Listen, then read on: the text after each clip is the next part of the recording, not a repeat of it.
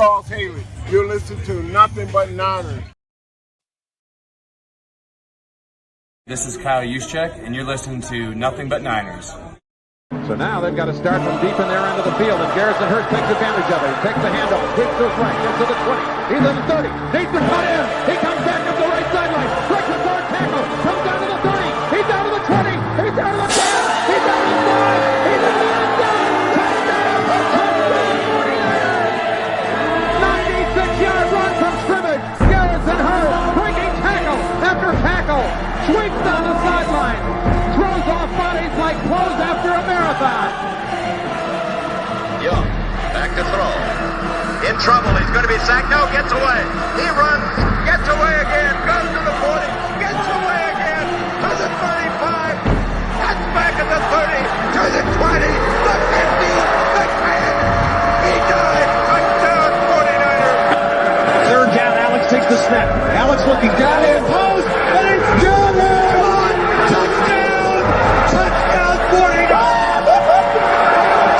For the second down, Ryan takes the snap, throws the flag to the left side. It's Russell, intercepted! The 49ers pick it, and Navarro Bowman is redemption! Navarro Bowman running it all the way for the touchdown! No greater redemption! The San Francisco 49ers, we can do whatever we want.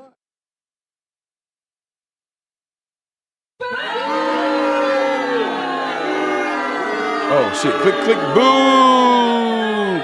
What's going on, faithfuls? It's your boys, Mike and Tony. We're here to bring you guys another Overreaction show. Tony, you got to take yourself off of mute when you're ready to start. But listen, man, the Niners fall to the Seattle Seahawks 13-3 in the game with it all on the line. The Niners were playing really, really hard for that number one spot. Yet, they fall, man. They fall. The 49ers are officially 1-39 under Kyle Shanahan when trailing by 7 points or more going into the fourth quarter. Listen, we got a lot to discuss. I'm going to be completely honest with you guys. The offense didn't show up. The defense didn't show up. And it was bad. I'm putting a lot of this on the coaching, but I'll go ahead and get to the formalities so we can just go ahead and jump right into this. We got Kyle Shanahan on deck. He is here. He's ready to talk, so we'll bring Kyle Shanahan up as well. If this is your first time here on the YouTube page and you enjoy this show, we're going to be grieving. Shout out to the Seahawks fans in chat also. I see you guys as well. All right. I told y'all to come back, win or lose, and y'all are here. So I appreciate that. All right. I want y'all to go ahead and get y'all gloating off in the chat. That's cool with me. If it's your first time here and you enjoy the show, hit that like button on this channel, on this video. Subscribe to the channel, and then turn on your notifications so you know exactly when we are going live. Give us a follow on our Patreon channel, patreon.com/NB9. ERS, and then we have a couple of more of social media platforms we want you to check us out on as well. Facebook, Instagram, and Twitch. Those handles are Nothing But Niners. They're spelled all the way out. Again, that is Nothing But Niners. On Twitch, it is nothing_but_Niners. Make sure you follow us over there. And then on Snapchat and X, those handles are Nothing But 9 ERS. That is the number 9. Nothing But 9 ERS. I am your guy, Mike Andrews, 83. To my right is my man, Tony. He is our resident GM here at Nothing But Niners. He is Go Niners today. His X handle is NJ Niner Fan 499. All right? And listen, man. Yeah, no, bro, I got this, man. I've been doing this for a long time, Tony. I got years and years in here. I'm pretty good at some of the stuff. What I'm not good at, though, Tony, is predicting the outcomes of games. Because if I went into this game and I told you that the 49ers were going to hold the Seahawks to just 13 points at home, I would have told you I guarantee you win. I would have told you I guarantee you win. And I got to be honest with you, man. I have never, in my entire time of being a 49ers fan, of being a Kyle Shanahan supporter, of being a believer in Robert Saleh, I have never been as disappointed in those two coaches in particular today. Not the special teams unit. Offense and defense sincerely let me down. 13 points and we lose. 13 points. Kyle had every opportunity to make something happen, and it didn't happen. His offense just could not move the ball against this Mike Macdonald defense. I mean, Tony, they finished the game with a whopping grand total of 173 yards, bro. That's cumulative. That's rushing and receiving. That's rushing and passing. 173 total yards, bro. Absolutely putrid performance by the 49ers offense, man. I don't know which side of the ball I'm more disappointed in. So let me shut up and let's start there. Tony, which side of the ball let you down more in this game? I would have to eat. Jesus Christ. It's tough. It's tough because if you think about it, we were worried about the defense, right? Yes, the defense got gashed with fucking run game, but the defense also got 2 sacks. The defense had an opportunity to recover a football in positive territory and potentially put points on the ground, on the boards. They couldn't play on a fumble. Like, I just – listen, this was just not the 49ers night. I don't care what anyone says. My opinion, I think the odds were stacked against them. Coming off a exhausting game, a back-and-forth game on a short week versus a team who had an extra day that's a physical football team. It's just not a good match. And it is what it is. They chose this game Saturday, 8:30, whatever, 8 o'clock start. It is what it is. That's the league. But, I mean, come on. Throw the fucking 49ers a bone. Give them the Sunday night matchup. Why couldn't they get the extra day rest? Who knows? You can't have 2 back-to-back Sunday night football games. It's like a league rule, so that was never going to happen. And this game was too important for it to not be in prime time. They didn't have a choice, Tony. Mike, that's a major disadvantage on a team that just played their balls off. I hear you. Battle. I mean, come on. You want to be – let's talk about fair. Let's be fair. I don't give a shit about that rule. You want competition? Like, how do you know Trent couldn't have played? How do you know Pearsall couldn't have played on another day rest? Now you're talking about potentially a different ball game. So here's the issue. There's no Monday night football in the final week of the season because playoffs start, and they start on Saturday. So you don't want to have a team playing on Monday night that potentially could play on a Saturday. That's why they don't do that. That's number one. So Monday night is off the table.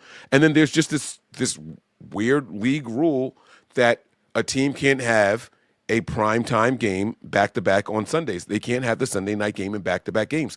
And so because of that, the number one spot for the entire NFC was on the line. The NFL was going to make sure they put this in prime time. Now, could they have done us a favor and just made it a regular 4 p.m. start on Sunday? They could have. But then who was going to play tonight? Tell me another game. You're going to see you want the AFC game out there instead? You want the Steelers and Ravens instead of Niners? I mean, I would have been okay with that as a Niners fan. I would have been okay with that. But do you think the NFL wanted to see that? I don't really care about that. I don't care about that's the NFL's problem to figure out who they're going to put. My issue is this: the Niners I understand, there's someone talking shit in the chat. Yeah, Seattle drove cross country. That's fine. That's great. But they also weren't in a shootout with the Chicago Bears, and the 49ers are a banged up team. It is what it is. I mean, I guess so. My biggest thing is. It comes down to this, right? Like you said, the 49ers defense gave up 13 points. They only gave up 1 touchdown to Seattle, who's supposed to be this juggernaut as an offense. But on the other hand, they couldn't stop them versus the run, which I thought they would have had a little bit more better success versus the run. I was hoping that they could have stopped the run a little bit and try to make Darnold beat them. But it is what it is. And I just don't understand how they just didn't pick up. When you see 26 in the game, they run the ball outside. When you see number 9 in the game, they run it inside. Like, if I'm sitting on the couch noticing that through 3/4 of the game, how could they not notice it? Well, so I'm going to come back to that. But, Tony, I noticed that you are struggling to answer the first question. This is not to call you out or anything like that, but the question that I asked you was, which side are you more disappointed with? And I understand why it's tough to answer, right? Disappointed. While it looks like we only gave up 13 points, but hear me out. While it looks like we only gave up 13 points, there were 3 other scoring opportunities that we missed. Or that Seattle missed, right? So they went for it on 4th down. We got the ball back one time where they could have kicked the field goal. Then they also had 2 missed field goals. So just right there, that's 9 more points that Seattle could have had. This could have been easily 22, at least 22-3. in this game. I mean, can you tell me the last time a Kyle Shanahan-led team only scored 3 points in a game? And that's why I'm struggling. I understand why you're struggling to answer the question. I wanted you to pick a side so I could take the other side and we could just make this a good show. But I'm going to give it back to you. Which side are you more disappointed in? Because they converted 3rd and 17 with a 19-yard gain. They converted 3rd and 10s, 3rd and 9s, 3rd and 7s. I mean, it didn't matter what the fucking third down was. They converted them all. We just couldn't stop them on third downs, it seemed like. Well, I mean, look at the first drive. They stopped them inside the 5-yard line on 4 downs. They stopped them. The defense stopped them. So when you see them do something like that, right? They haven't had sacks in how many weeks? All of a sudden they get 2 sacks today. They were consistently pressuring Darnold, things that we spoke about, right?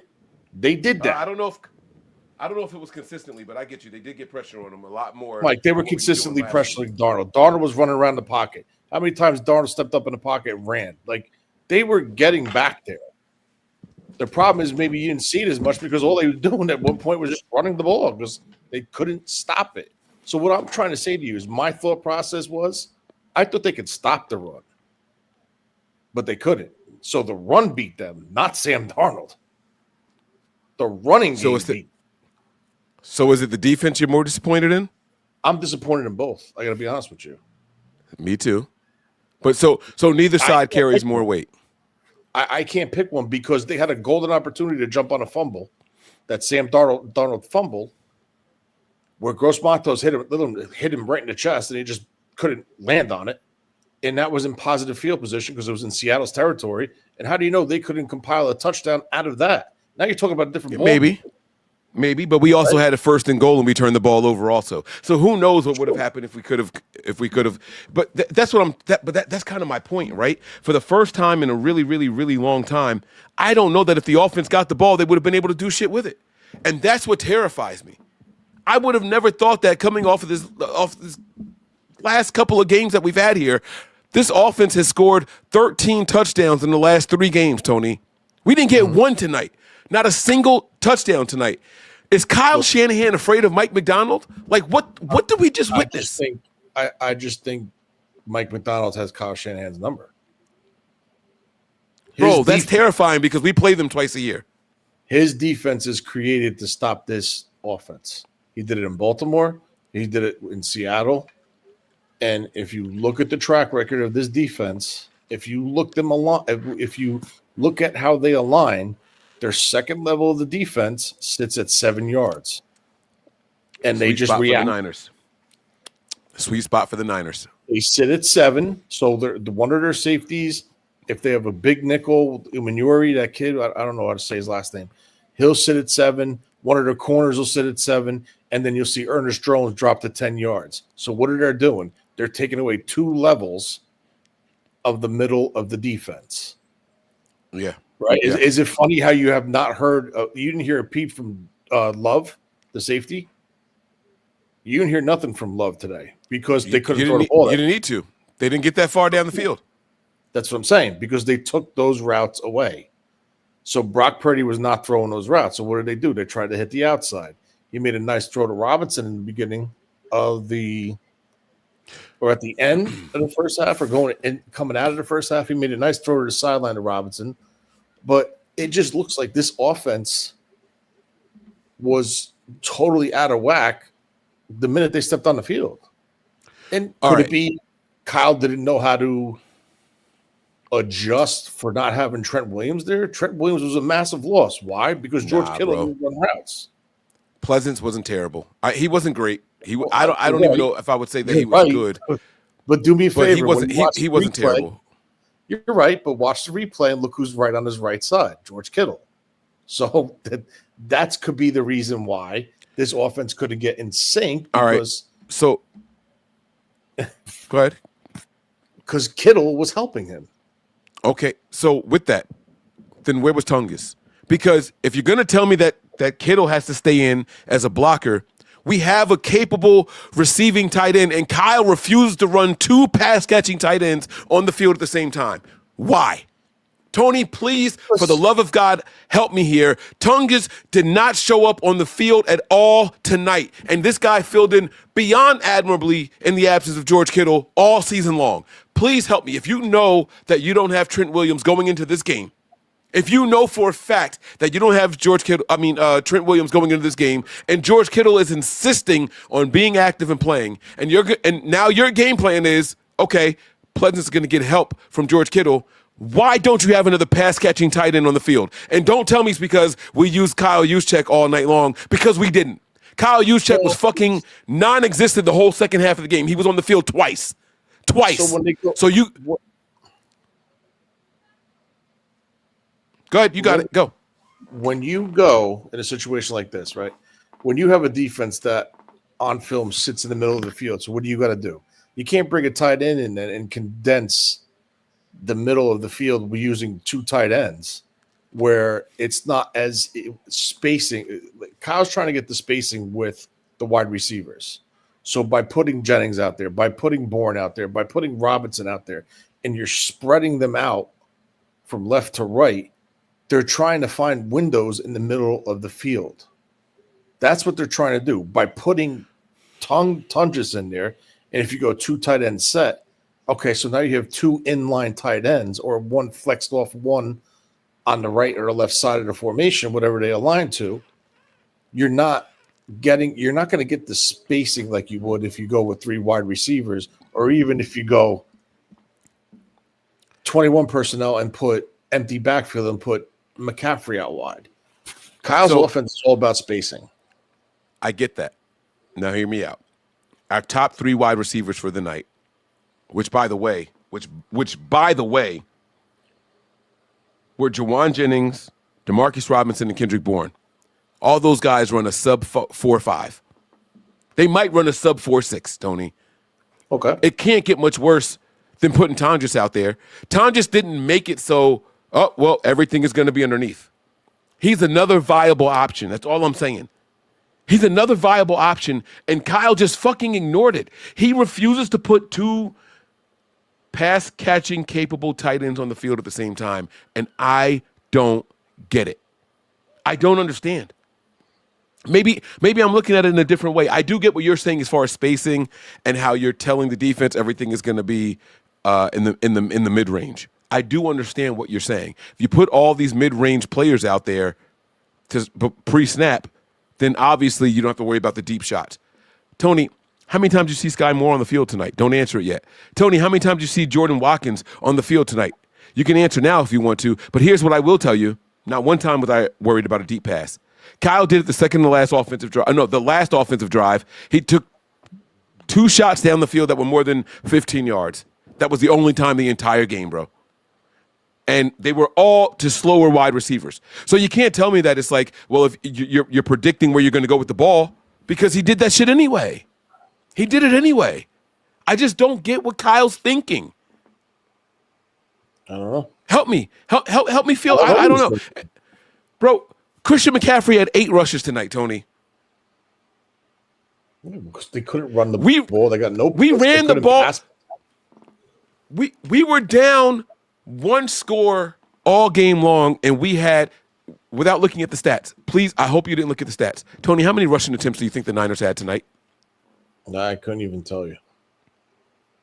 I really don't over know. Or under on your thoughts of 15 rushing attempts. Over under. I'd say under. Tony, it was fucking 10. It was fucking 10. You got Christian McCaffrey and Brian Robinson, bro. We were down one score all night long, Tony. But you could have Bijan Robinson, and if you don't get push up front, you're not gonna. It doesn't matter. There was no spacing. There was no holes. There was nothing. They couldn't get in the rhythm up front. The problem is that defense. Go ahead. That defense was a step ahead of Kyle Shanahan the whole night. They're more physical. They're more athletic. They play downhill better. They're just a better defense than the 49ers offense. When you Brian Robinson averaged 4.5 yards a carry, bro. Huh? Brian Robinson averaged 4.5 yards a carry. You got to run the ball, Tony. How many carries? He only had 2. He only had 2. So there you go. How do you know it? One Are you agreeing with me? No, but what I'm saying is you're basing that off of 2 carries. So how do you know one wasn't for 6 and the other one wasn't for 2? And you do 2 divided by 8, that's 4.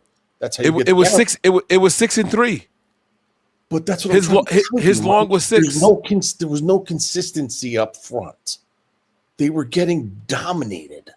When you get dominated, you cannot run the ball. Or when you abandon the run, you can't run the ball either.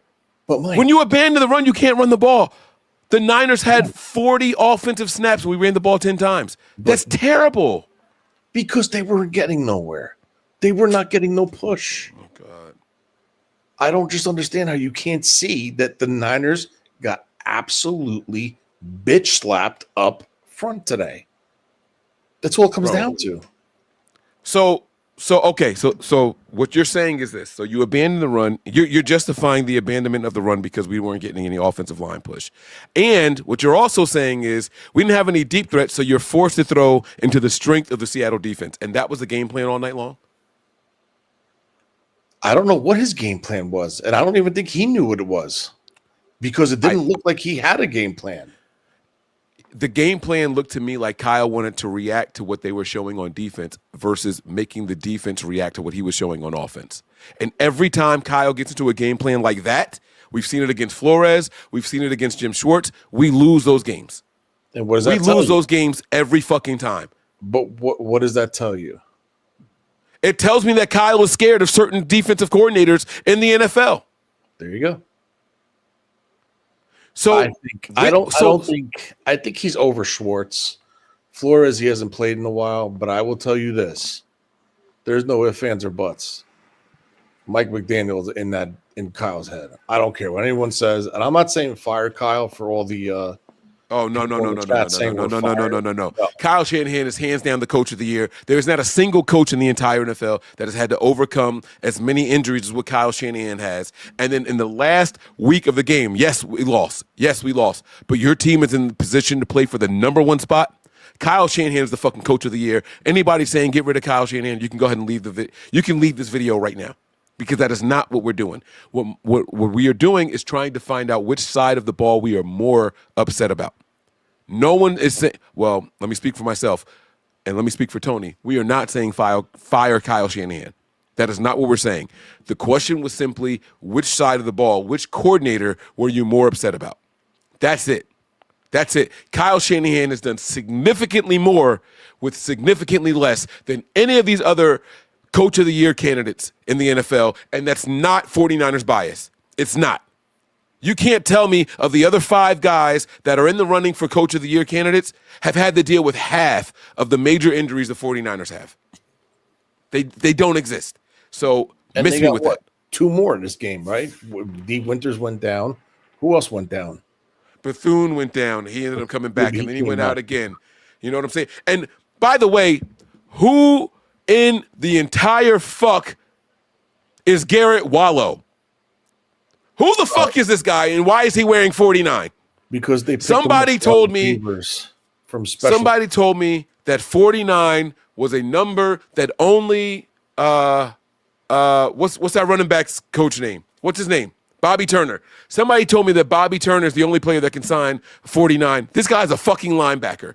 Who the fuck is 49, bro? They claimed him. They claimed him off waivers like 3 weeks ago when someone got hurt or something, and they moved up. Someone got hurt. They moved what's his name into the starting role or something, and they needed to fill. Oh, when Robinson got hurt, so they brought him in as a special teams guy to replace Robinson. When Robinson took over, not when he was hurt, when Robinson took over as a starter, when Bethune went down. So they brought this guy, and he's just a special teams dude. But, of course, injuries happen, and you just keep going down the depth chart. But usually get his pink ass off the field. His pink ass should never suit up for the 49ers again, ever. You're doing a discredit to the 49ers wearing number 49, you're going to play like that. The last number 49 that I was proud of was fucking Bruce Miller. And then he went and beat up senior citizens. Get his pink ass off this fucking team, bro. Now, Tony, I want to ask you this before we go to Kyle Shanahan. I'm going to play the Kyle Shanahan part of the presser. All right? I want to ask you this really quick. And this is going to be a little bit of revisionist history. The Niners are playing for the number 1 seed tonight, despite the lack of moves leading up to the trade deadline. The week before the trade deadline, they acquired Keion White. Keion White had a decent game. I saw him out there a couple of times tonight. He made some plays tonight. I'll give him his credit. Knowing what you know now, do you think that the Niners could have been a little bit more active at the trade deadline?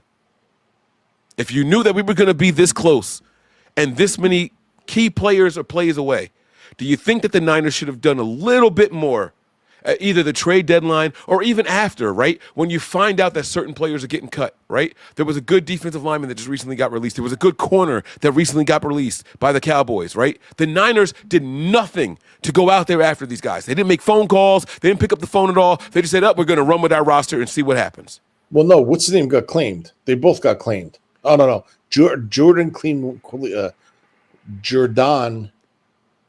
cleared waivers. Diggs got claimed by the Green Bay Packers. So Diggs wasn't even an option for them. Matthew Jordan could have been an option, but I don't know. You don't think what don't you know? We couldn't have used him? I'm not saying we couldn't have, but maybe they just didn't feel he was the right fit. I don't know what they think. I really don't. Okay. Clearly they could use anybody. Let me bring in Kyle Shanahan, and while I'm doing that, I want to go on record right now and say this. If the 49ers bring Chris Kocurek back again next year, we are fucked. Chris Kocurek needs to go. You guys can disagree with me, and I respect that. That's fine. Chris Kocurek is the most overrated position coach on the entire 49ers roster. He gets absolutely nothing from these guys. I don't see development of any of these players, any of them, not a single one of them. I see no development from defensive linemen. They come in as finished products. He doesn't make anybody better than what they were. Not a single one. Tony, if you disagree with me, now's the time to do so. And I'm not going to argue with you. Please give me some light. Shed some light on me and tell me a defensive lineman that Chris Kocurek has improved. I don't know. I mean, I'm starting to think that I think the issue with this defense is the scheme up front, at least. I don't think this wide nine is the answer. Well, who does the wide nine come from? It came from Chris Kocurek. I know. I'm just saying. I don't think that. I mean, listen, on third and long situation, sure, because you get the benefit on the edge, but I just don't think they have the personnel for that type of scheme up front. I think they should go to a more traditional, aggressive, more like traditional alignments. You want to play over under, that's fine, but let's be more aggressive up front. Like I don't know. And you know what hurts me the most about this? When I sit around, I watched players on that defensive line play their asses off tonight. Sam Okuwanu got held 3 times, no flags. Absolutely. Sam Okuwanu went out there and got sacks, right? I see these guys going out there playing their asses off, right? You got rookies like Collins going out there and playing his ass off. You got West trying his damnedest. This team is not without dogs. There are dogs on this team for sure. But when I step back and I look at it and I start to assess, when I break down the film, when I'm watching in real time, without even having to break down the film and do some extensive deep dive or anything like that, I see dogs on the field and the coaches not putting them in the best position. And that's what pisses me off the most. Because now people are upset with the players, and it's not the fucking players. That play by Stout when he made that tackle with a guy right on him, that little screen play, phenomenal play. Right? You got a guy from Jersey out there in Jair Brown making good plays every once in a while, but they keep putting him in shit positions, bro. They're putting him in terrible fucking positions. Robert Saleh pissed me off tonight. Chris Kocurek pissed me off tonight. Kyle Shanahan pissed me off tonight. And I can't wait to see what kind of excuses he makes here. Is there anything else you want to say before I hit play on this part of Kyle Shanahan's presser? No. I'm going to hear All this. Right. We'll get a good laugh. Yeah. Let's go ahead and get to this bullshit. Stupid ass. All right, guys. Injuries from the game. D. Winters had an ankle, didn't return. Tatum Bethune, groin, didn't return. Brock Purdy had a stinger there at the end. He would have returned. Luke Gifford had a quad and returned. Go ahead. Any of those seem like they could linger into next week? Possibly with Tatum and D. I'm not sure about Luke. They said Purdy would have gone back in. He checked out all right, but that's what we got now. When you just think of Seattle's defense, especially the pressure they put on Brock. I mean, it's what we expected. I mean, just with their defense, we expected to do better than we did, but we knew it was a good defense. We knew that in week one. We knew it from watching tape all week. We knew it would be a challenge, and they got us in a number of moments. Had a couple opportunities, I thought, that we missed. And you can't miss those versus a team like that. All right, I'm pausing it already. They said, what'd you think of Seattle's defense? He said, it's what we expected and what we planned for all season. Tony, what does that even mean? So you knew they were going to come in this aggressive. You knew they were going to come in this good. You knew they were going to play the way that they did, and you still only put up 3 points. I don't know. Already, Kyle is swaying my opinion on which side of the ball was worse. He's already swaying my opinion, bro. He can't come to the podium and say that. Tell me they threw some looks at us we weren't expecting. They blitzed at times that they normally didn't blitz at. Make up some shit. Make me second guess what I saw during the game. Because this is the Seattle defense that I expected to see also. You knew you weren't going to have Pearsall out there. You knew all week that you weren't going to play Pearsall. I don't give a shit about that limited practice that he had at the very end of the week. I don't care about that. You knew you weren't going to play him. That was a decision that you guys made. So you chose to run Robinson and Jennings and Bourne out there. And this is the best that you could do? I'm more disappointed in Kyle. Where was this guy more deep speed guy? Where was the Jordan Watkins deep speed guy? He didn't show it all game long. Oh, well, we don't have our guys. We're just going to run out there and do whatever we do.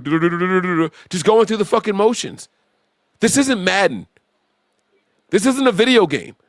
You get to really sit back and make adjustments. You had all fucking season to prepare for this game. And he said you watched the tape, and this is what you expected.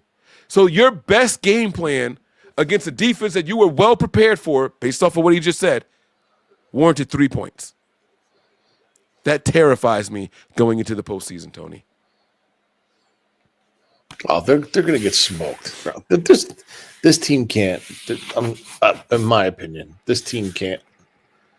There's no way they could compete. Right. In my opinion, they can't. All right. Oh, and let me go ahead and get this out the way. I know this isn't a super chat. I'm going to get to the super chats soon. I promise you that. I promise you I'm going to get to the super chats. But this right here, I'm not against these uniforms at all. I'm not against these uniforms at all. One, they look good. Two, the defense only allowed 13 points. The defense only allowed 13 points.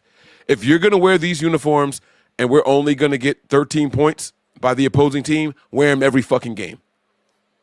I know that we're very superstitious. Kyle wears that stupid-ass hat that he's wearing because he thought it was good luck and all that shit. No, absolutely not.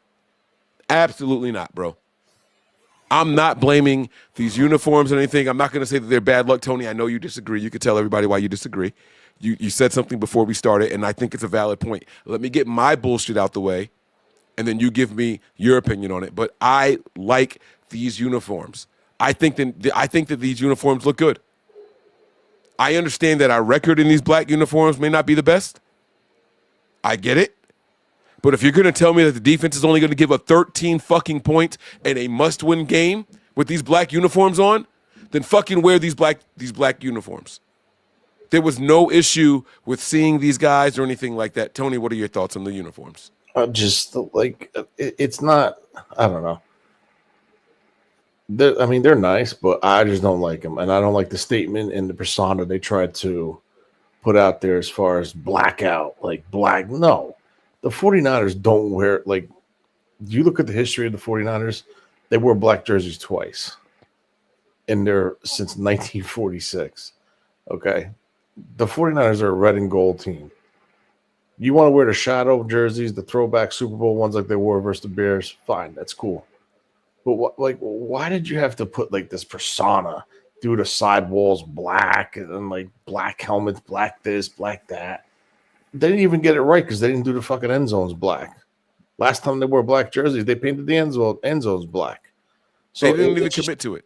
Huh? They didn't commit to the blackout. It just wasn't. It didn't feel right. Like, you want to wear that uniform, fine. You wear it like in the middle of the season, like all other teams do. Why did they wait? It's like they knew it. They knew they might need something at the end of the year to get them through. And honestly, I think it blew up in their face. That's just my opinion on it. I just like, I don't know. All right. Let's go ahead and get back to Kyle Shanahan, man. They didn't even fully commit to the blackout. They didn't even fully commit to it, man. Like you said, hell, at least they saved a couple of dollars on the fucking paint job, right? Like, get the fuck out of here, man. All right, Kyle, you're up, bro. Let's go. I want to put it on one play, but you imagine if you are able to recover that fumble, might be a very different game. Yeah, I think there's a bunch of plays, though. And chance to recover that fumble could be different. Chance to stop him on 3rd and 17 on that run could be different. You know, the turnover at the end inside the 5. Their 3rd and 2, our 4th and 2. Number of plays that could make it different. It's struggling more than we've seen in a long time. Obviously, the defense is really good. What did you see from the execution? I mean, I think when you have, having 40 plays, couldn't get the run game going. I think we only had 12 runs. I think we converted 1 third down. He's wrong. It was 10 with running backs. It was 10 with running backs. Series, I think the only series that we got the score on. But you convert 2 third downs in a game. They control the clock for 40 minutes. Versus a good, it's kind of the opposite of what happened last game. I thought we did better on our 3rd downs. We played them in week 1. We had the ball for 40 minutes. We averaged about 3 yards a carry in that game, but we stayed on the field, so we were able to get 36 runs. Today the run average was similar, but we only got 12 of them, and they exactly controlled the ball, kept it from us, and when we had to get something going, we didn't stay on the field on 3rd. No, see, no, Kyle, no. You can't tell me the week 1 we ran the ball the right way, we controlled the clock, and then say this week we didn't. We averaged the same amount of yards per carry this game also. You, Kyle, abandoned the run game. And this is the shit that pisses me off about him. He just said it himself.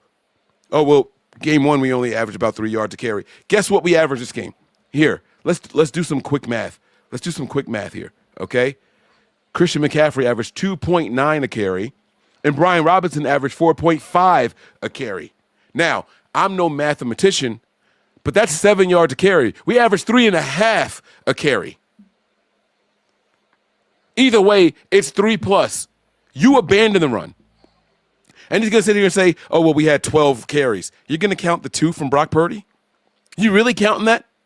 You really counting that, bro? You ran the ball 10 times all game with your running backs. Fail in a 1-possession game 90% of the time. 90% of this game is a 1-possession game. You abandoned the run, Kyle. Don't sit here and try to dress it up like, oh, we weren't successful. No, bullshit. It was the same amount of success as week 1. Tony, do you disagree with what I'm saying? No, I mean, I don't know. I just think this game was a disaster from the beginning. Everything about it just didn't feel right. I'm just telling you my opinion. All right.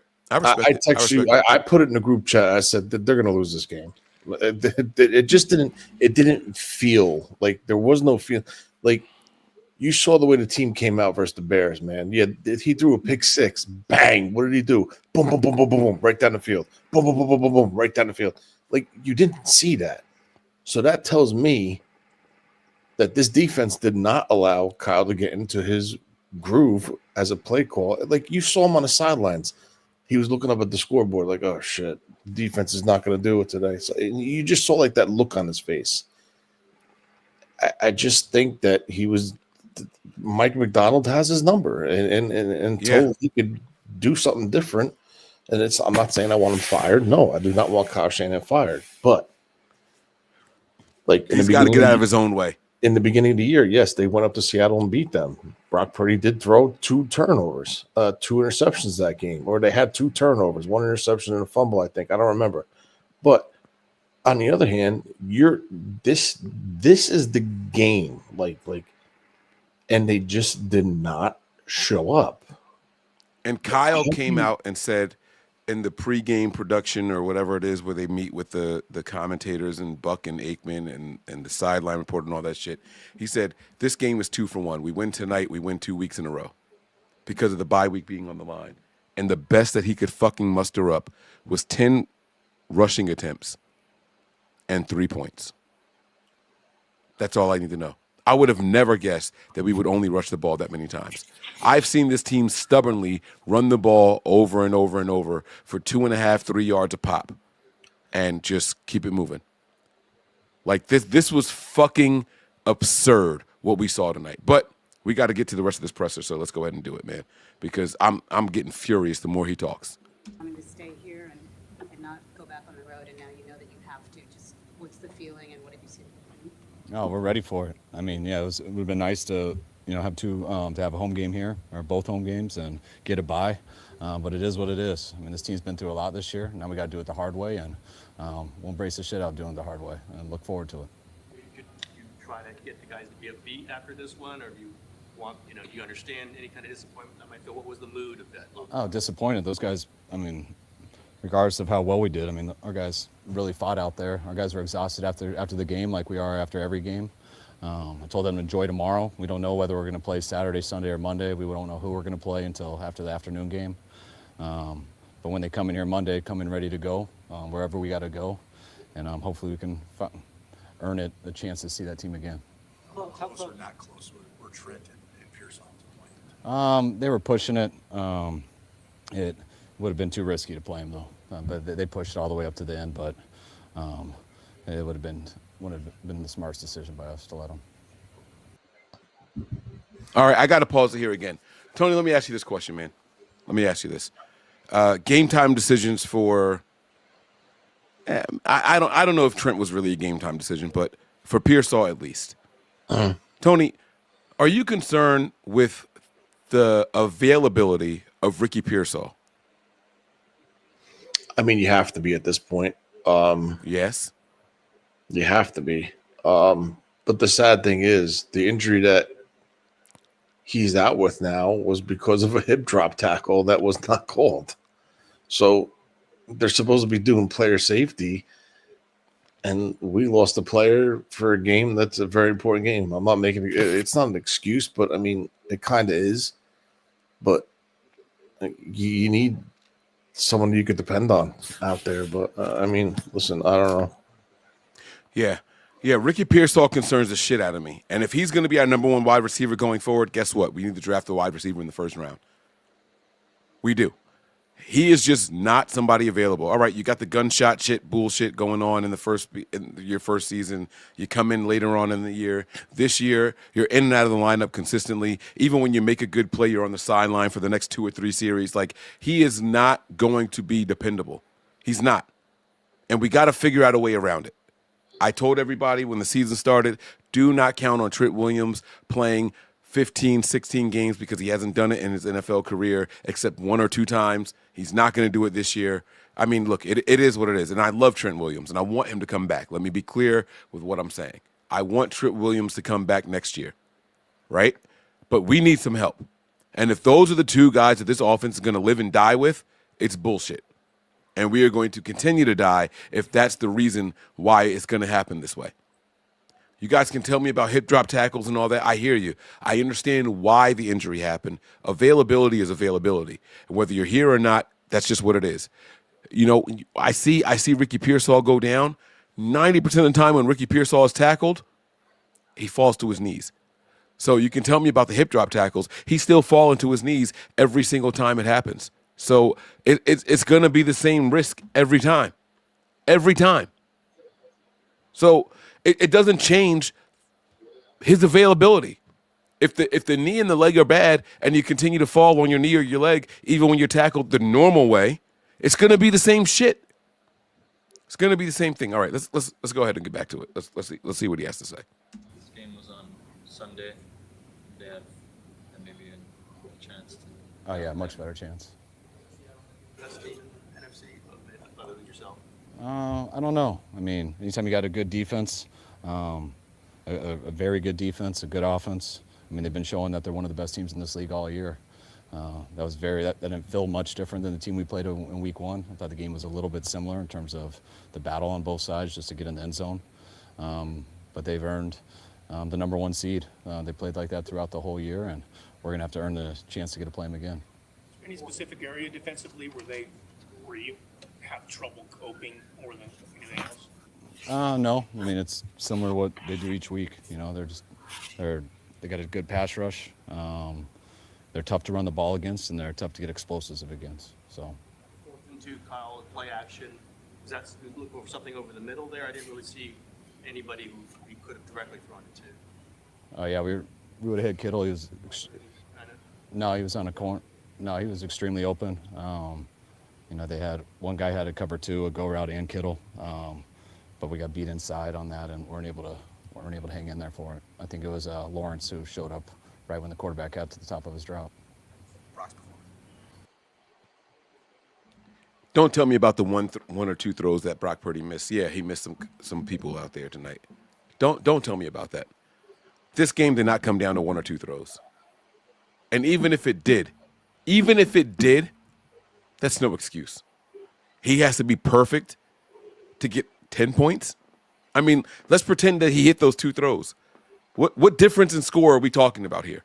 We needed much more than 1 or 2 throws where Purdy missed somebody. And I see people saying, oh, he missed some wide open people. Yeah, he did 2 or 3 times. Tops. Absolute tops. Is that the difference in this game?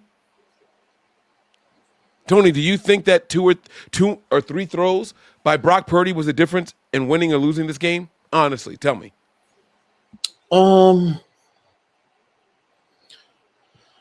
I would say maybe getting in the end zone, like maybe getting a touchdown and getting it a little closer, I would say. But I mean, winning the game, I don't know, man. It's just it's terrible. What I just watched. I don't know. This is a massive game for this team, and they just showed up and just fucking threw out a dud. And it's everything that we thought we were hoping for. It was the opposite, right? I'm speaking for myself. I thought they could compete versus the run and try to slow them down a little bit and not let them go batshit crazy in the run game and make Darnold beat them. And it was the total opposite. They couldn't stop the run, and Darnold really didn't have to throw the ball around much. So I don't know. I'm just so confused by this game. They thought they were just going to show up and win the game. It kind of looked like, I don't know. All right. I mean, defense, defensively, we had to expect this because they warned us in the beginning of the year. There's going to be bumps and bruises. There's going to be ups and downs. There's going to be, tough games, and there's going to be games where they're going to play okay because of the inexperience. And then you add the injuries, and it's severely inexperienced. And what do we thought that they could compete, at least try to compete. And I thought they played good in some instances, and then they played piss poor in other instances. And then the offense, I just don't understand how he could sit there and say, yeah, we knew what they were going to do. And then you come out and you wait till 5 minutes left in the fourth quarter to start attacking that defense and going down the field. Yeah. Why wait so late? The last drive of the game is when you decide to start throwing the ball down the field. That's what I'm saying. It was there for the taking the whole fucking game, bro. I don't know. And if you do it earlier, then you space out this compacted defense. Tony started the show with saying that they play 7 yards. That 7-yard area is where they play. Tony started the show with saying that.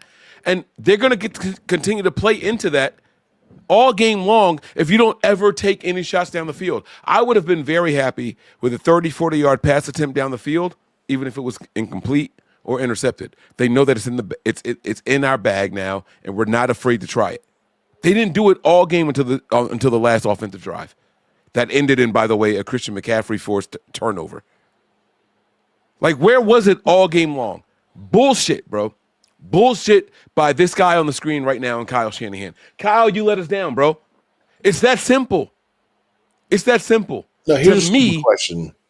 Go. Do you think he maybe was trying to come up with ways to force McCaffrey to get the 1,000? No, because he only targeted McCaffrey on seven passes, and everything was a check down. It was less than 5 yards every single one of them. Every single one of them. Christian McCaffrey finished the game with 7 targets, 6 receptions for 34 yards, and 3 of those receptions he got yards after the catch. So no, I don't think they were trying to force this whole. He didn't throw to Christian McCaffrey until our 3rd or 4th offensive drive. I don't think this was one of those things where he was like, all right, let's see if we can get McCaffrey the 110 yards. I don't think it was that at all. At all. McCaffrey finished this game with 34 passing yards, bro. Or receiving yards, I should say. He finished the game with 34 receiving yards. 23 rushing, 34 receiving. Absolutely unacceptable for a team that is without any of their top wide receivers and George Kittle being a fucking afterthought. George Kittle, who I thought had a good game until I looked at the stats, finished the game with 29 receiving yards. Yeah. It didn't even feel like George Kittle only had 29 receiving yards. It felt like he had much more because they were so impactful when they finally threw the ball to him. Yeah. I would have never guessed that it was only 29 yards. Oh, you're right. It's bullshit. All right. Let's go ahead and get back to Kyle Shanahan, man. I apologize. I'll see when and by the way, as soon as this Kyle Shanahan thing is over, we're going to get to the super chats. I'm going to get in my bag at some point. I'm going to talk some shit about this Niners being the most feared team in the postseason. I'm going to get in my bag. It's going to happen. Whether Tony is here with this or not, I am going to get in my bag. There were certain things that I wanted to happen, that needed to happen, that did happen in this game.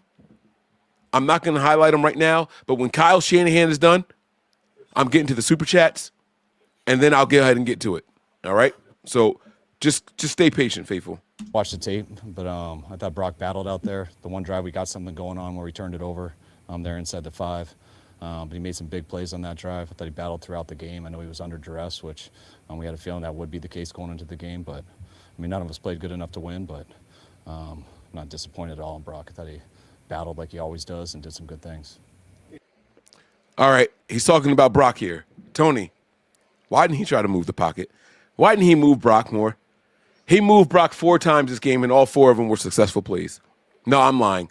One of them, he missed the pass. So 3 out of the 4. 75% of the time, he moved Brock, and they were positive gains.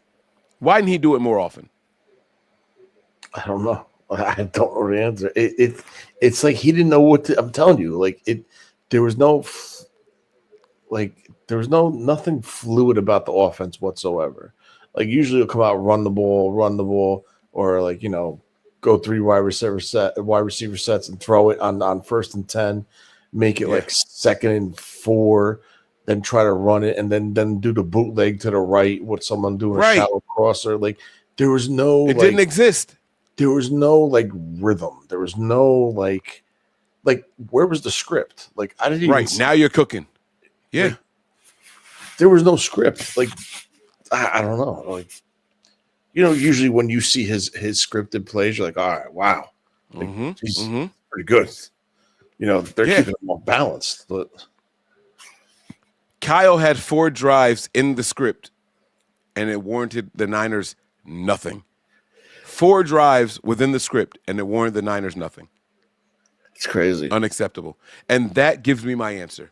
I started the show with which side of the ball are you more disappointed in? It's official now. It was the offense. You knew what you were getting into. The defense plays reactionary football. The offense is supposed to dictate to the opposing defense. We didn't dictate shit tonight. Not a single time we were out there. And I can't say a single time. The couple of times we took shots down the field, they were successful. I blame the offense for tonight's loss. I really, really do. It's so tough. It's so tough. Come on, man. Well, think about it, right? I'm with you. I agree with you. What you're saying, you blame the offense, but that 3rd and 17, bro, that was a fucking backbreaker. And then they fumbled the ball. And Gross Matos was like literally just looking right at it. I'm like, right, dude, like come it on. landed in his chest. I'm with you. I'm with you. Those are makeable plays. Those are makeable stops for sure. For sure. That's 2. Third and 12. They converted. That's yeah, 3. 3rd and 12. They did a 3rd and 17. The fumble. Right. 3rd and 9. They converted. That's 4. But this offense had all game long and didn't do shit. And I agree with you. But see, here's the thing, Tony, right?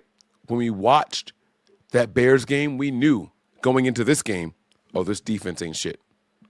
This defense can't stop a nosebleed. We knew that. We knew that going into this game.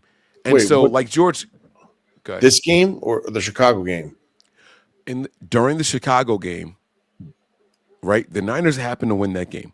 But during that Chicago game and at the conclusion of it, we knew going into this game that we weren't going to be able to stop anybody on offense and that this offense was going to have to come out, our offense was going to have to come out and put up some points.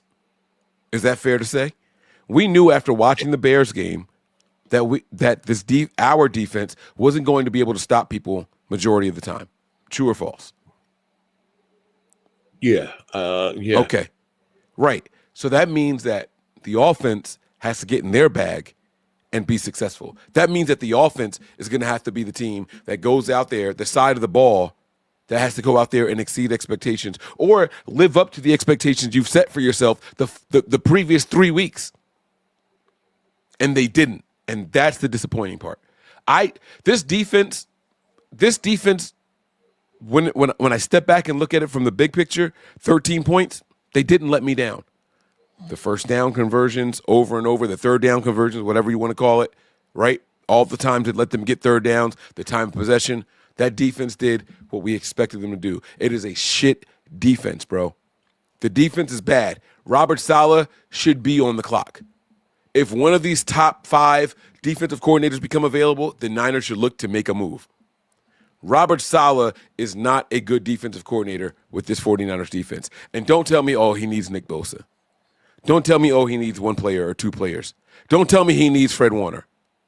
Because if you, as a defensive coordinator, can't come up with something to generate a stop because you don't have 2 players, you aren't worthy of your position. I don't care. I don't care how it sounds. I don't care how it sounds. You're not worthy of your position, bro. If you're telling me that 2 players completely decapitates your defense and their ability to stop somebody, you're not a good defensive coordinator. And we did this for a year and a half, 2 years with Robert Saleh until he can go out there and get Nick Bosa and Dee Ford. And then we found out he needed both of those guys to be successful. This defense was better with DeMeco Ryans calling shots after Saleh left because DeMeco wasn't dependent on just 1 or 2 guys. DeMeco had a scheme that was sound. He had a scheme that was sound. Not, well, we got this guy and that guy, so they're going to hold us down. Fuck that. Those guys have been gone all year long, and Robert Saleh, you still haven't been able to produce shit. So as far as I'm concerned, if another team comes knocking for Robert Saleh, let his ass go. Let him go. That's how I feel. I'm not speaking for Tony. I'm not speaking on behalf of all 49er fans. I know it's a lot of Hawks fans in here. Cool. Y'all get y'all shit off. I asked y'all to come back. This is your time to gloat. Flood the chat. Flood the fucking chat. Y'all got it. Y'all got the bye week. Y'all got it. I'm cool with it. But I am standing on what I'm saying. DeMeco Ryans is a better defensive coordinator than Robert Saleh. Period. Period. I don't care. You make great players in a good defensive scheme. You don't depend on great players in a good defensive scheme. Tony, do you disagree? No, I don't even know what to think, Mike. I'm just so shocked. My man is fried over there. My man is fried over there. Can't believe the bullshit that we just saw. I don't get it. Yeah. All right. I'm going to let the tape roll. Come on. Let's get Kyle out of here so I can get to these super chats. Keep those super chats coming. If you guys got a comment you are dying for me or Tony to get to, because we're both going to reply to all the super chats. If you guys got a comment that you want us to get to, I don't care if it's 99 cents, 49 cents. I don't give a shit what it is. We're going to get to those super chats. Keep them coming. Let's go. They missed a couple short field goals, but 13 points. I mean, how do you think your defense played? We need to tackle better. We need to play better than that. I was proud that they kept battling and was able. See? Already, we need to tackle better. We've been a terrible tackling team all fucking year.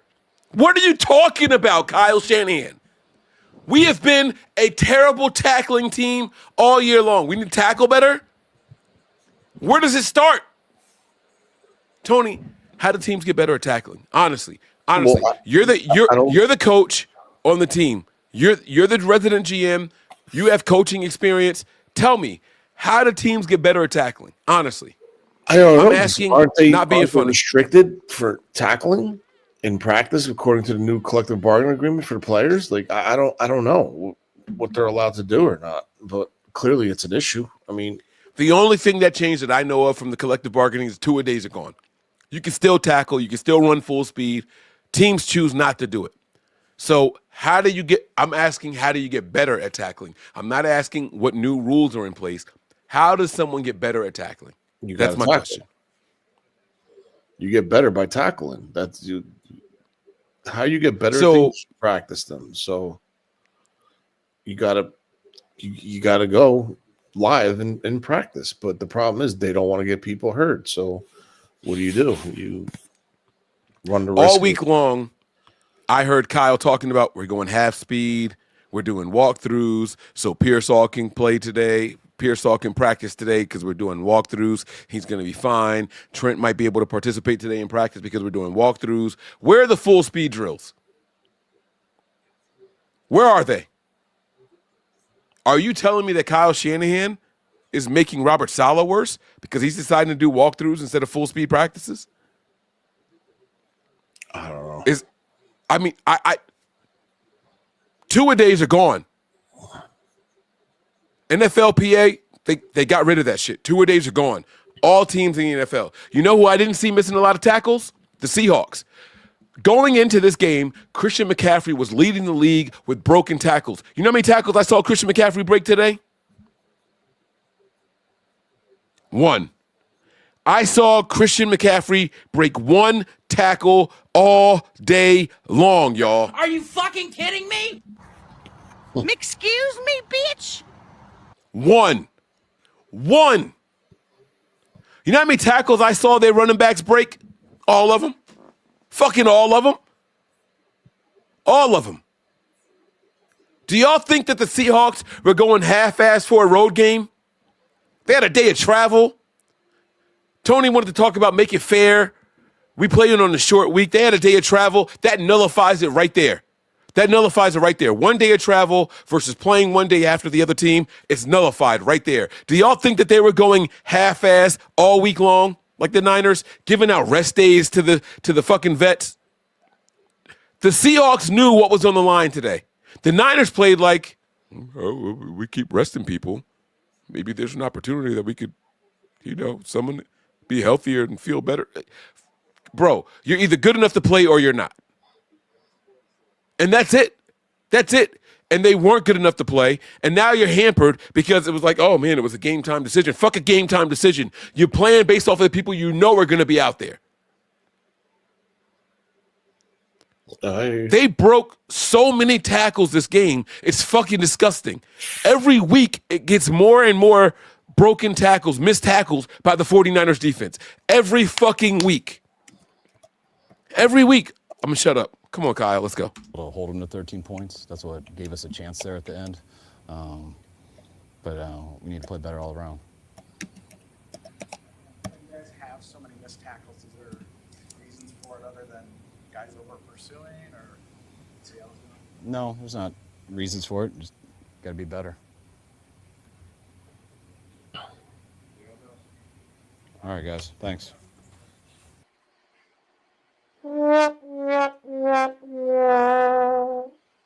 You could tell. You could tell he's.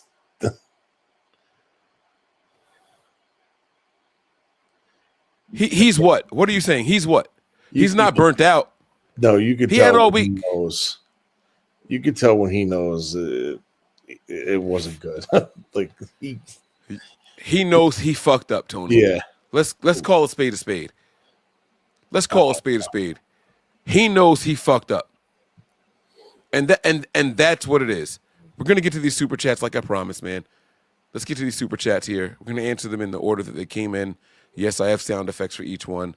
All right, here we go. This is the first super chat of the night here.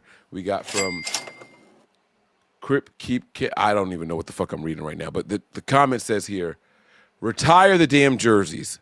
Black ain't for us. Our quest for 6 is fucking difficult.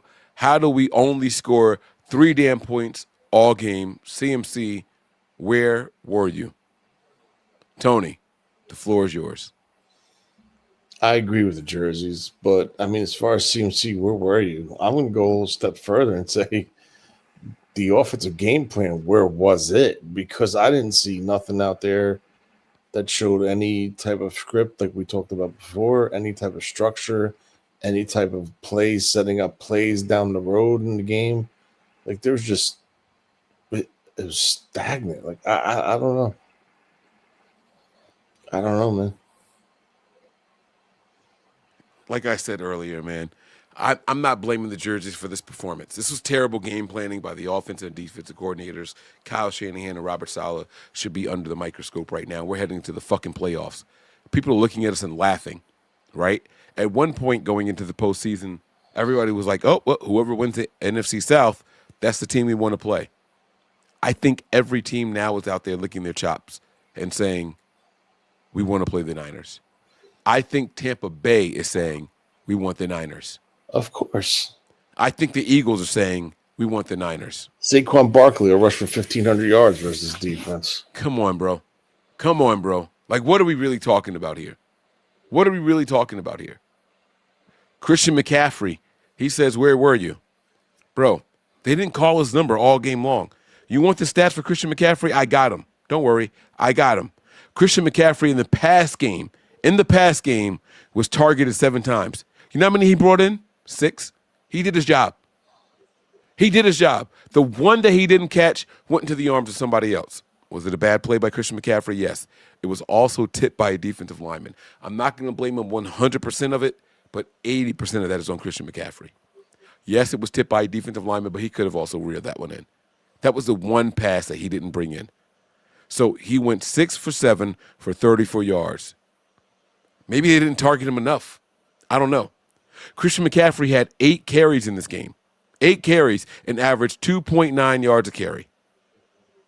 It's a tough run defense. Top 5 run defense we were going against.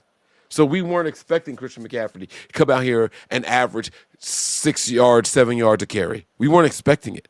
It should have been around 3. It finished at 3.9, at 2.9. Like Kyle said, same amount that we finished last game at 3. It's the same thing, guys. Just think about it. 2 more yards, and it's an even 3. That's where we were. That's where we were. 1 more yard, and it's an even 3. I blame this on play calling. Thank you, Crip, for your super chat. Keep them coming. Keep them coming. Delvin is in here with their first super chat. The Seahawks came into our home and treated us like we were the children, like their children. Burn that New Jersey in the parking lot, please. It isn't us, period. This is 2 super chats in a row where people are complaining about the jerseys, and I'm here to tell y'all are fucking wrong. Y'all are wrong. I get it. Tony agrees with y'all. I know he does, and I'm okay with that. It's not the fucking jerseys, y'all. If these jerseys mean 13 points by the opponents, I say wear them every fucking week. Wear them all postseason. It's not the jerseys. The offense is the letdown.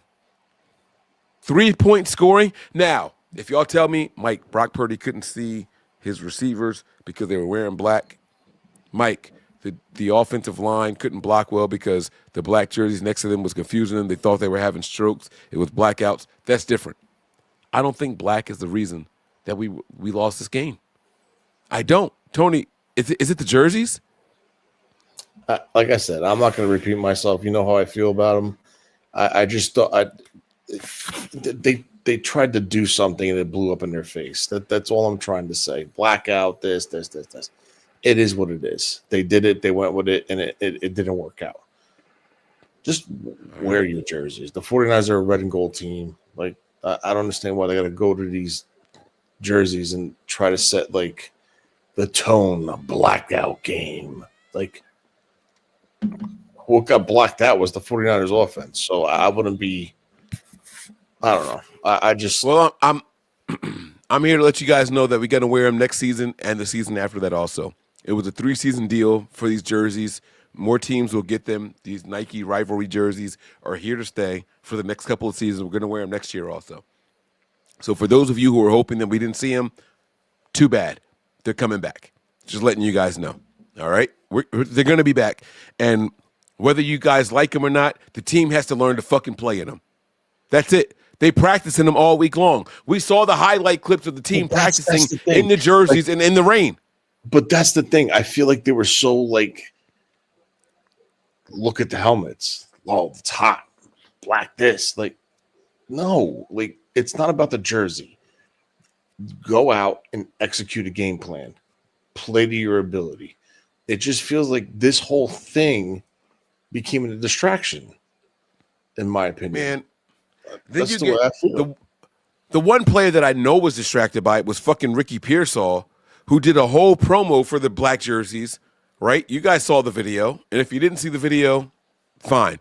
But look it up. Ricky Pearsall does his whole promo. Oh, the black jersey means business and blah, blah, blah, blah. And I think that's what this is all about. We're going out there for business. And his bum ass didn't even play.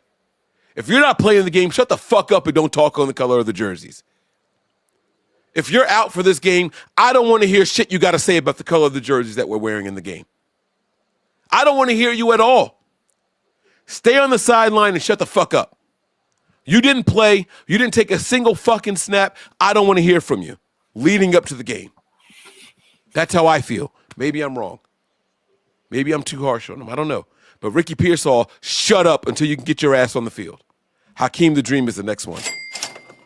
Kyle was horrible. Big game coach. 0-3 in the Super Bowl. 0-2. But I'm going to correct you. 0-2. Kyle's only been the head coach in 2 Super Bowls. I'm not counting that other shit against him. He is Andy Reid in Philadelphia. Also, Robert Saleh is overrated as hell. Now I'm finding a hard time disagreeing with you. Tony, what are your thoughts on here? Kyle 0-3 in the Super Bowl, and Andy Reid in Philly, and Robert Saleh is overrated. What do you think? I mean, that's Hakeem's opinion. If that's what he feels, that's why he's saying it. I mean, he does struggle in the big games. I think the last Super Bowl versus the Chiefs, it was there for them. I just think the defense shit the bed with Wilkes. We saw what happened with that. People still blame Kyle for it, but Kyle wasn't the issue. Every time the Chiefs scored, Kyle answered, and the defense gave it right back up. So that's where I'm at with that. But as far as Saleh, I mean, guys, I said it before. Saleh is dealing with a bunch of young, inexperienced players. And this is what happens when you go that route. When you try to rebuild the defense, especially potentially due to injuries, of course. And one more thing. Do not bring Fred Warner back. I'm sorry. I don't think it's the smartest thing to do next week. If they're talking about it. No, they said divisional round, not. I wouldn't even do that. Well, they're not going to do that because I don't think they're going to be in a divisional round. But I don't know. Shit. Oh shit! Tony just gave y'all his prediction. Y'all missed it.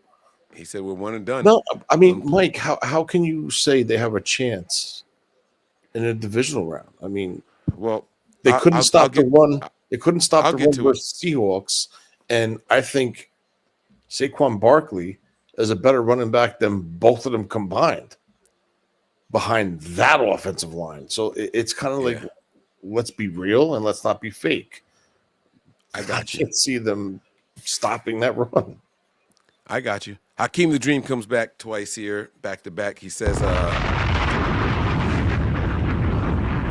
here, Robert Saleh is vastly overrated. Listen, this year I'm agreeing with it, right? I understand if you lose key players down the stretch, but he's been playing with these same guys all year long, man. All year long. I mean, let's be honest, man. Since week 7, we got 18 weeks of football here. Since week 7, Robert Saleh has known who his players are. This is not good. Robert Saleh is overrated. If another team comes calling for him, I said, let his ass go. He'll be a minority hire if we get a 3rd-round pick. Help the fucking 49ers out. I pray that somebody comes calling. He's got to be here 2 years. Exactly. All right. I'm going to skip one here. Tony, I'm going to give this one to you. I got to step away for a half a second. I know you got to go soon, so I want you to take your time on this one here. It's the first chat that we have from this person. All right. Oh, shit. No, it's Crip. Sorry. That's the second chat from Crip. Bomb. I'm going to step away for just a second. Tony, I want you to answer this question. Oh, sorry. Crip says, and I quote, was Kyle seeing ghosts on offense tonight? Tony, give your reaction. I'll be right back. And if you have to leave after that, it's cool. It's very possible he was seeing ghosts. I mean, I personally think that Mike McDonald has his number, and I think Mike McDonald's is Kyle Shanahan's kryptonite. So I guess you're kind of right with that. I just think that just the way that defense is designed, it's just made to stop this type of offense. Like I said earlier, their second-level defenders sit at 7 yards. The middle backer, Jones, drops to 10 yards at the snap. So they're taking like that high-low intermediate route, read in the middle of the field. And we all know that's where Kyle Shanahan's sweet spot is. So if that's taken away, you can't get a push in the run game and have success that way and set up a play-action pass. You're pretty much up Schitt's Creek with no paddle. So it's a very, very, very tough predicament to be in. And I think, I mean, I don't know, man. I like Kyle Shanahan. I think he did the best possible job he could this year with the team and the situation with the injuries. I mean, Brock missing all those games, Kittle missing all those games, no Ayuk on the team, Pearsall in and out of the lineup. You know, the odds have been against him all year, and just to say we're 12-5 right now, 12-6. What are we? 12-6. 12-5, baby. 12-5 right now, and we're going into the playoff. But I mean, I don't know, man. It's very concerning though how bad this and out of sync this offense looked today. It really is. Yeah. Listen, man, Tony, I don't want to keep you. I know you got to go, man. I thank you for your time. Is there any final thoughts that you want to leave before I continue this overreaction show here? I mean, I'll hang for 5 more minutes and then I'll go. Okay. I do think that Kyle was seeing ghosts of past. This was the ghost of Christmas past in particular, right? Shout out to one of my favorite all-time holiday movies or sketches or shows or whatever you want to call it, right? But A Christmas Carol, right? When they talk about the ghost of Christmas past, present, and future. This is the ghost of Christmas past right here. We remember that Christmas game against the Baltimore Ravens and Mike McDonald and 5 interceptions. And I sincerely think that Kyle went into this game saying, hey, if we don't have any turnovers, we got a good shot at winning this game. That can't be your fucking game plan, bro. How do you move the ball against a team like this? That's what the bigger and more important question should have been. That's what it should have been right here. That's the way I feel. And if you're going to go into games just saying, oh, well, let's just try to hope to not get any turnovers, fuck you, dude. That's not the way to win the game. How do you beat the opposing defense? And Kyle just didn't have one. So I think this is a great question, Crip. Keep the questions coming, man. Thank you for the super chat. I appreciate it. We got another one here. This is our second one from Nigel, if I'm not mistaken.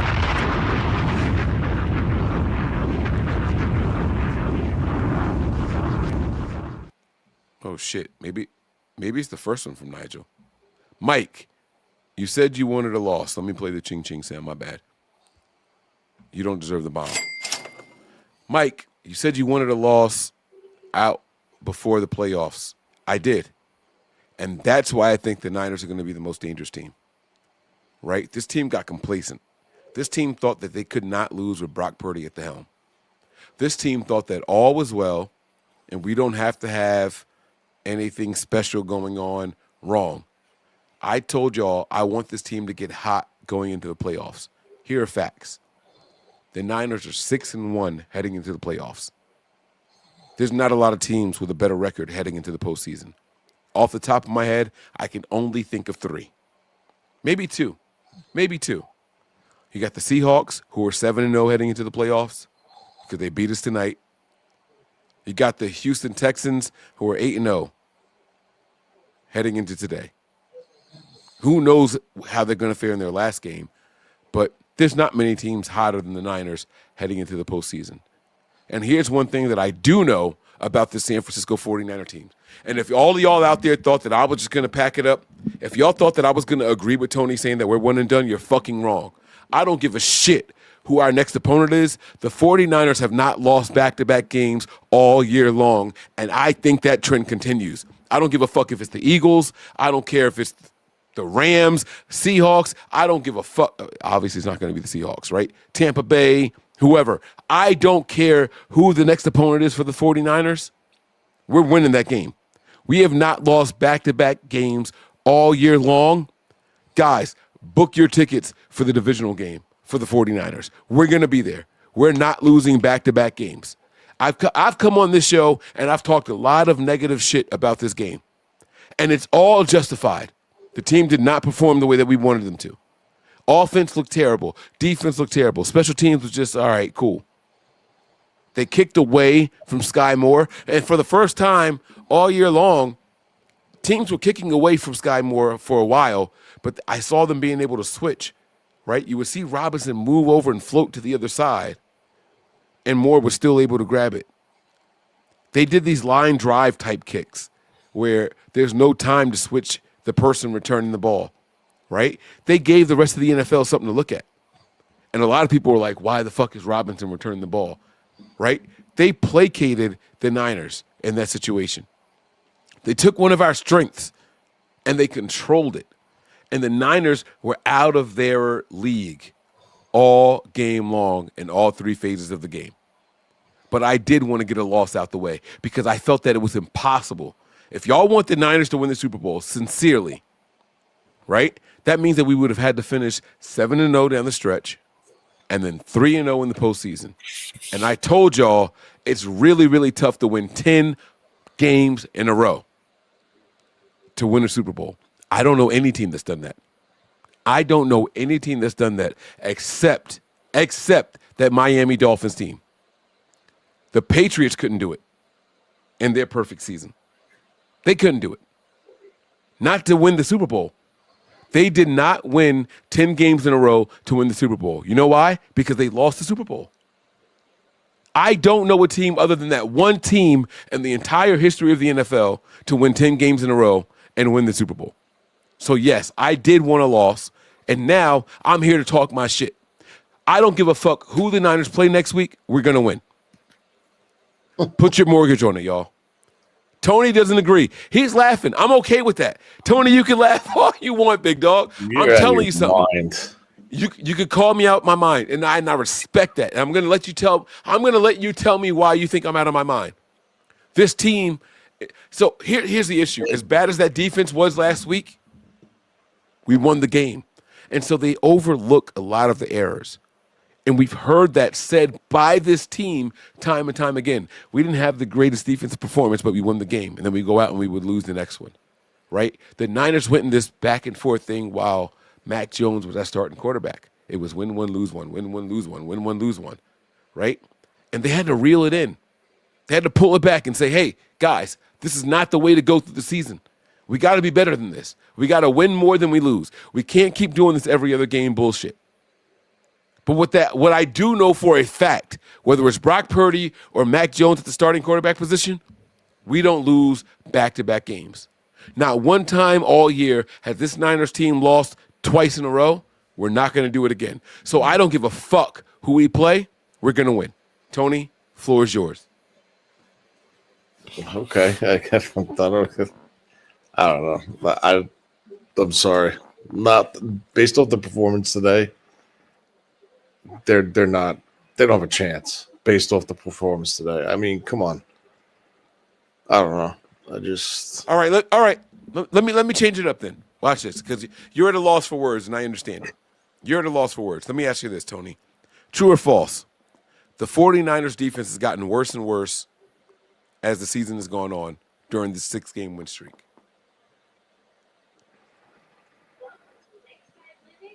I would say yes.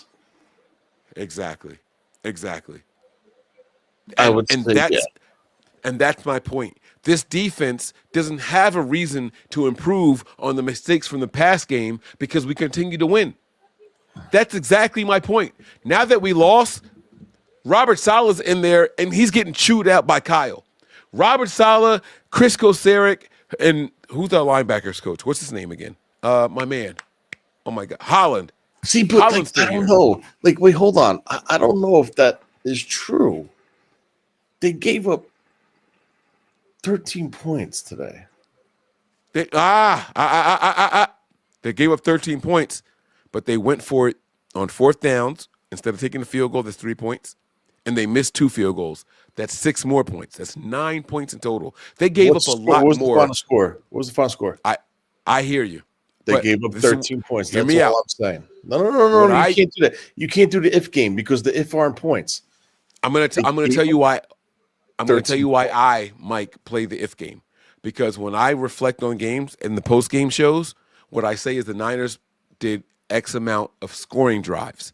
They had 3 more scoring drives than what they actually got points for. How it resulted is different, right? In this game in particular, the Niners had 1 more scoring drive than the 3 points they put up on the board because Christian McCaffrey let the ball come off his hands, right? So the Niners at least had 6 points in this game. I'm going to count that as a scoring drive. We were in field goal range. I'm going to count that as a scoring drive, right? And so if I'm going to do that in favor of the Niners, I got to do that in favor of the defense or the opposing offense. They had 3 more scoring drives that didn't show up on paper because they didn't score. The Niners gave up. Why didn't they score? Why didn't they score? Yeah. Because they missed field goals. Because of special teams. Not the defense, the special teams. The defense prevented them from getting into the end zone, which then forced them to attempt a field goal, and then they missed it. So I look at it, what happened. So the way I see it is they scored 13 points. Tony, you know and I know that if they went for it in that 4th and 1, instead of kicking that field goal that doinked off the fucking upright, they would have got that 4th and 1. The Niners couldn't stop them from getting 1 yard. Why didn't they go for it? Because they wanted to make sure that it was a 2-possession game. That's why they didn't go for it. What are you talking about? Well, I mean, it seems like they had a better shot at going for it and getting the touchdown on 4th and 1 than doinking it off the fucking field goal. That's 2 misses he made that game. That's 2 misses. Jesus. Yes, not Jesus. It's facts, Mike. Come on. But what I'm saying is that they still were in scoring position. I count scoring drives, not whether or not they got the score. I'm just telling you how I read it. But how can you count a scoring drive if it didn't put points on the board? Because if you put your team in position to score, whether or not what special teams does after the offense leaves the field, I don't see that.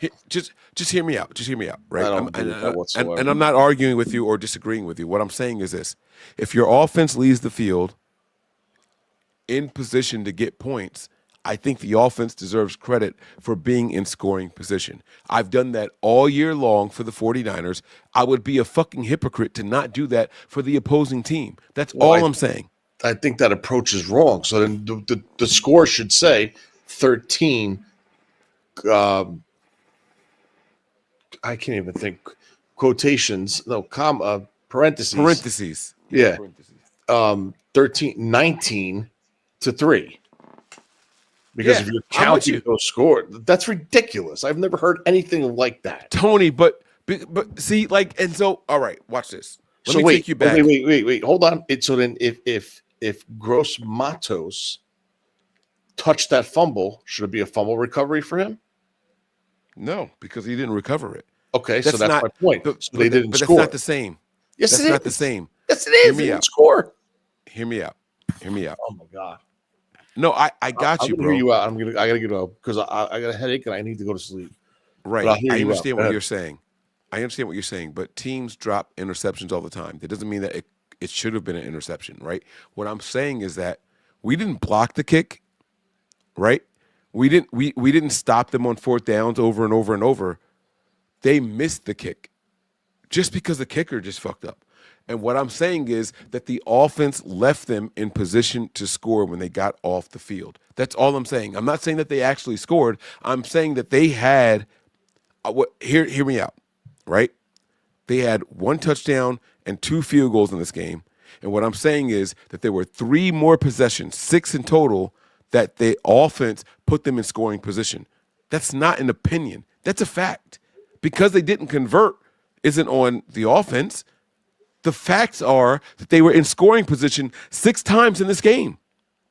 Even if they settle for field goals all 6 of those times, they still win this game, Tony. They still win this game 18-6. That's all I'm saying. One of those times they got a touchdown. One of those times they got a field goal. 2 of those times they missed a field goal, and one of those times they went for it on 4th down and didn't get it. That's all I'm saying. They were still in scoring position 6 times. That's all I'm saying. I'm not saying that they deserve the points. I'm not saying we should give them the points. They were there. That's all I'm saying. How can you argue against that? But push comes to shove, what's the final score of the game? And that's what I go by. All right. I like it. All right. Let's continue these super chats here. We got Delvin up here for their second time, and they officially earn the bomb. Where is it here? This is it right here? Is this the one? Yeah, there it is right there. Where's the bomb at? Boom. We got whooped, put in timeout, and grounded tonight. True or false, Tony? Let's keep it moving. On the offense, they got whooped. Absolutely. Stephen Fox, the next man up here with a super chat here. He says, and I quote, Mike, did number 84 play today? I didn't see him. You know what's funny about this, Stephen Fox? I credited Kendrick Bourne with being the 49ers' third receiver, and he was, because only 2 receivers for the 49ers caught passes today. He was targeted once, but had 0 receptions. That's how bad this offense was, because Ricky Pearsall wasn't in there. Kyle Shanahan needs to get his fucking head out of his ass. You're telling me because Ricky Pearsall's not out there, you can't throw the ball to anybody else? Let me explain this to you guys in the nicest way possible, okay? In the game that Brock Purdy scored 5 touchdowns, 4 of them went to different receivers. In this game, 1, 2, 3, 4, 5 people caught passes. That's it. That's atrocious. Tony, that's not acceptable, right? Tell me you agree or disagree with this. That's terrible. I agree. Yeah. 84 was out there. He only had 1 target all night long. Kyle refused to look at anybody else, all because one guy less. Make it make sense. It doesn't make any sense. If that wasn't a super chat, I shouldn't have played the sound effect. I apologize. But here we go. Nigel Crane is up here again. I'm sure this is not his first one. He says here, and I quote, do you think the offense can fix their issues next week? I'm going to let this one go to Tony. Tony, man, it's looking like we're going to either be playing the Eagles or the winner of the NFC South. Do either of these teams have a defense as good as the Seahawks? I think Philly's the worst matchup for them. I don't think they play the winner of this NFC South because that would require the Rams to lose, and I do not think the Rams will lose. So with that being said, we are going to Philly probably on a Saturday. And if you think we struggled versus the defensive tackles, Leonard Williams and damn, I forgot the other dude's name from Texas. But you think we struggle against them? You have Jalen Carter coming off a hot streak, so it's gonna be rough, man. I mean, it is what it is. I'll let them play, show up. I'm gonna watch them, support them, but I mean, right? It's not good. I feel you. Hey, I'm going to say this. Yes, I think they fix their issues next week. Even if we go against, especially if we go against the Eagles. You know, Tony started the show with saying something along the lines of the NFL needs to be fair. We were coming off a short week. Seattle wasn't. Well, guess what, guys? If we play the Eagles, we're coming off a short week, even if it's a Saturday game. We've got 7 days to prepare for it. Eagles are playing tomorrow. We got the short week. We are now officially the Seattle Seahawks in this situation. So I think the short week for them helps us out, and the Niners go out there and handle business. I don't care if we play the NFC South or the NFC East. We're going to be okay. I got the Niners winning next week by – never mind. I'm not going to give you that part. But, yes, I got the Niners winning. I do think we fix our offensive issues. This is literally the lowest output the Niners have had all season long. All season long. We're not going to do it back-to-back, guys. It's physically impossible. It's impossible for us to do it again. So this defense, Robert Saleh's in the locker room right now getting chewed out by a bunch of people. I think we're going to be okay. All right, and here's the last super chat of the night. I believe this is the one. This is his third one, so we get the horns.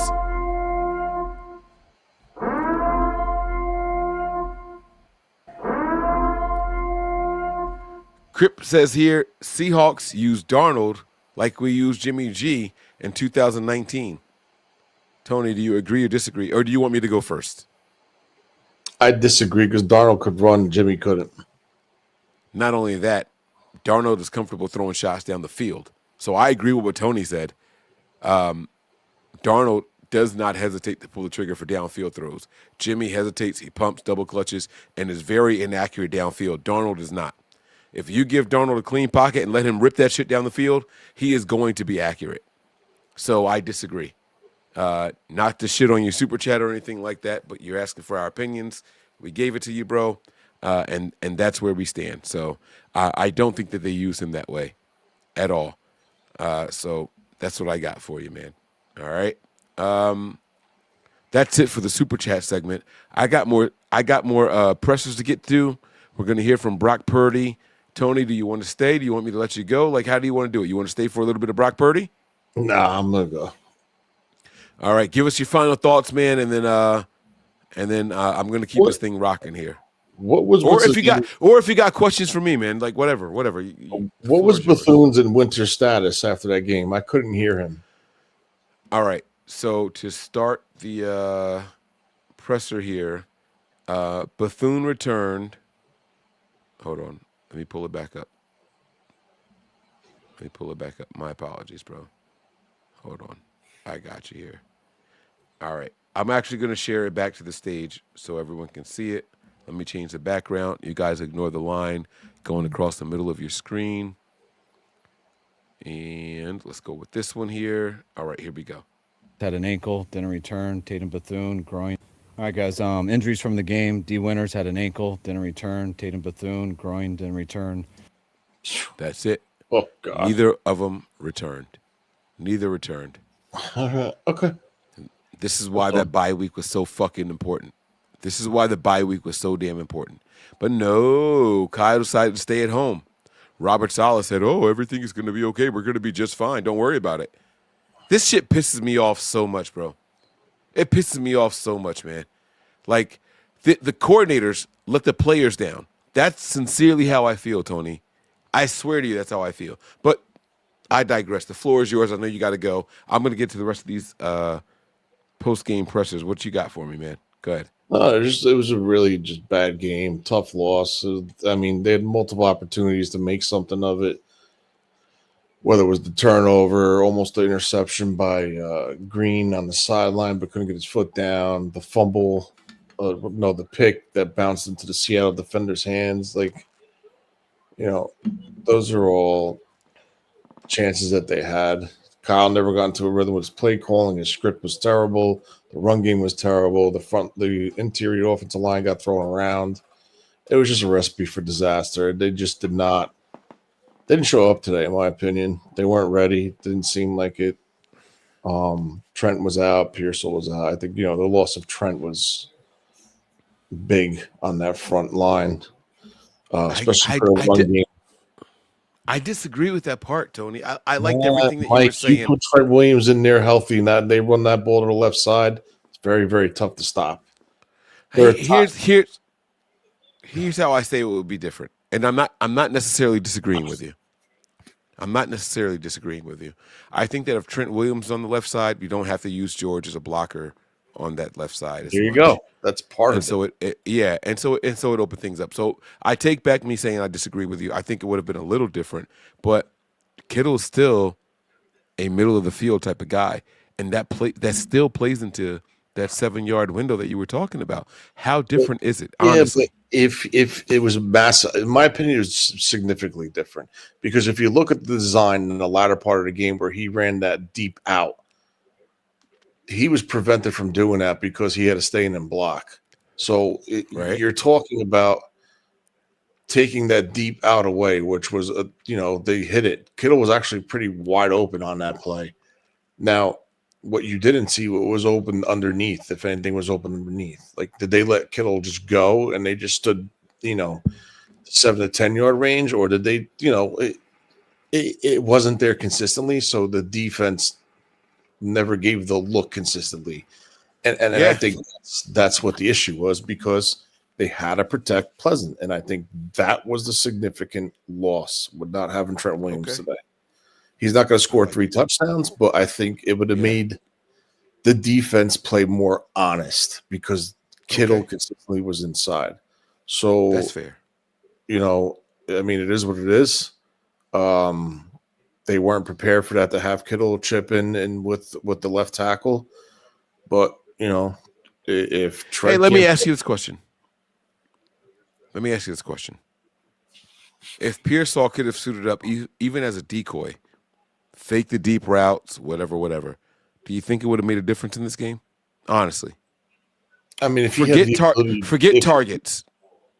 If he had the ability to run full speed, it could have helped a little bit, at least try to get between the deep safety and the second level of the defense, which could have maybe opened up something like a check down for McCaffrey, something underneath that could have opened something up. Is it a significant change? No, but when you're at full strength, is it coincidence this team looked like? And listen, Chicago, that defense is no slouch. They're second in the league in forced turnovers.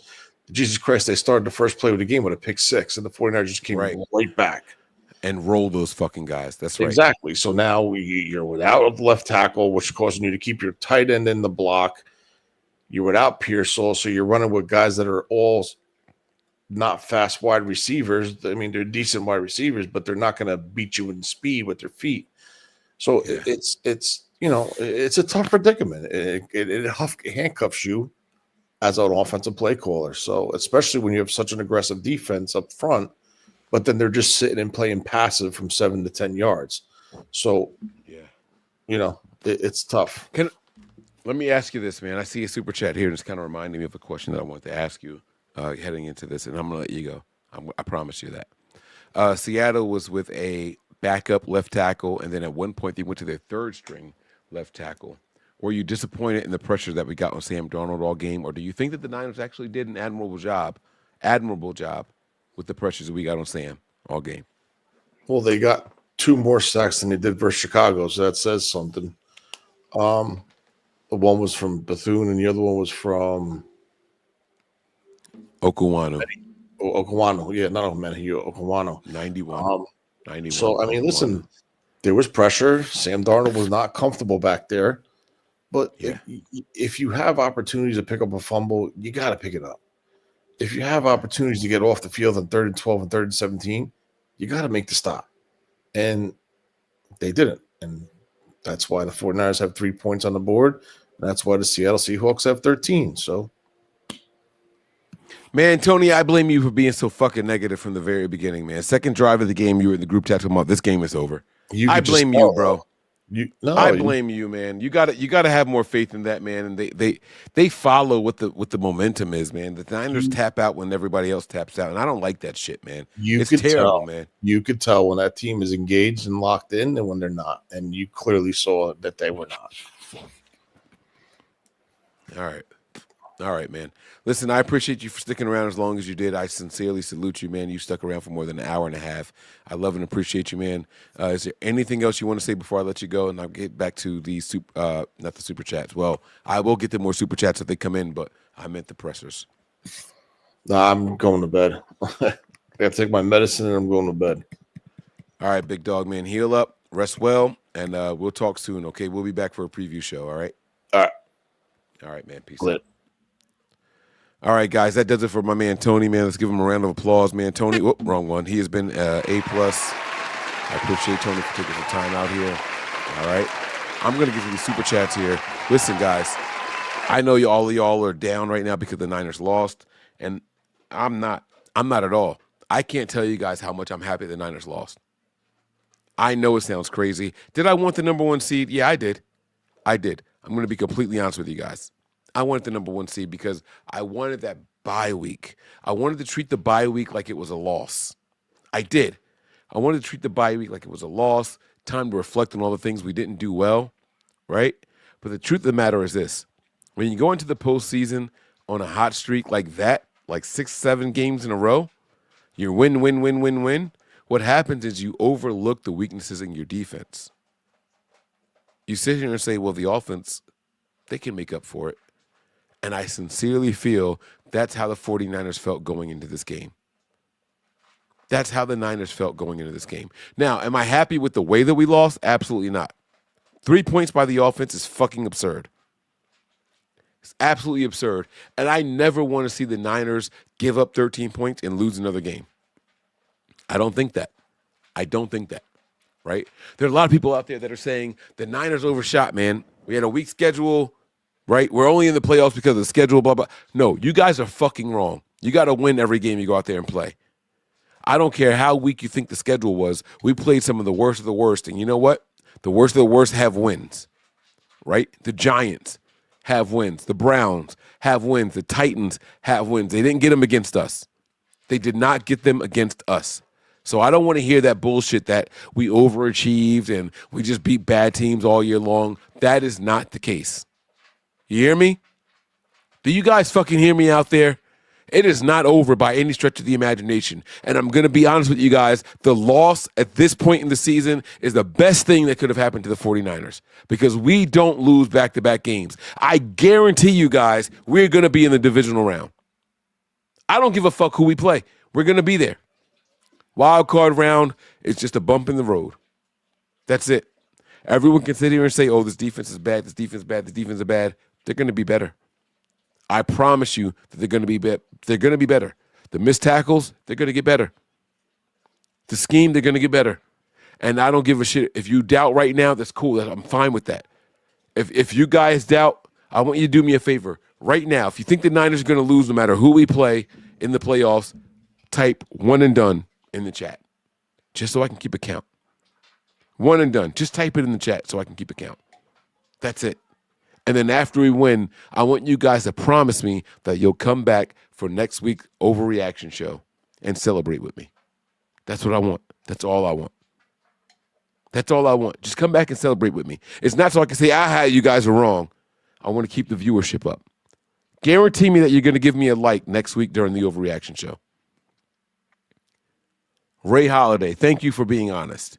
He typed it in there, one and done. He does not think that we're going to win next week, and I respect that. Thank you. Anthony, thank you. One and done. I like it. I like it. The Niner fan 007, thank you. I see you guys. But we haven't lost back-to-back games all year long. There's no reason for me to think that we're going to do it now. There's no reason to think that we're going to do it now. So I want to see you three guys back in here during the next week's Overreaction show. I'm going to be here. Loud and proud, baby. Loud and fucking proud. All right? It doesn't depend on the team. It does not depend on the team at all. We could be playing the number 1 seed. We could be playing the number 5 seed. We could be playing. It don't matter. We are the 5 seed. It don't matter, bro.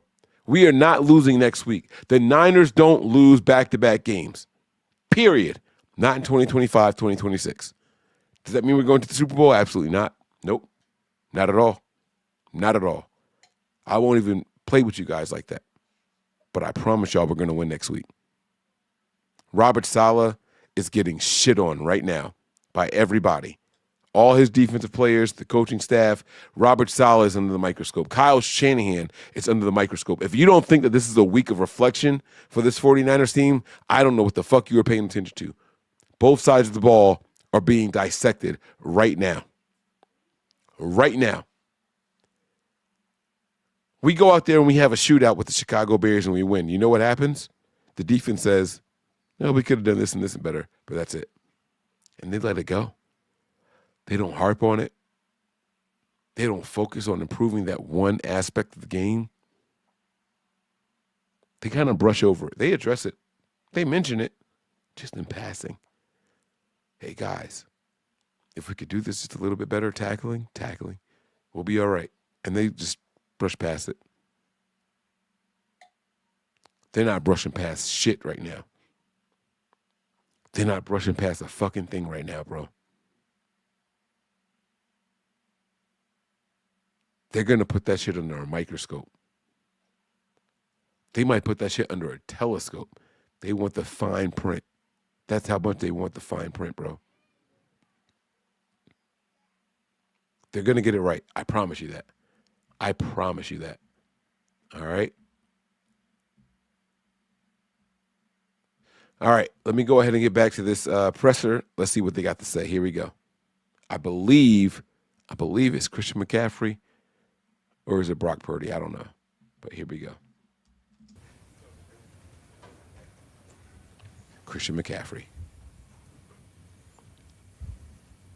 You won 6 in a row, and to lose 1, it's not easy. But what is the mood in the locker room, you think, after this one? Obviously, we wanted that one, but onward, man. We're in the playoffs, and we don't have time to sulk over it. I think a lot to learn from that tape, and just got to get better and come ready to go for the playoffs. Your viewpoint, why is it so hard to get rolling tonight offensively? Have to check the tape. Yeah, we got to be better, though.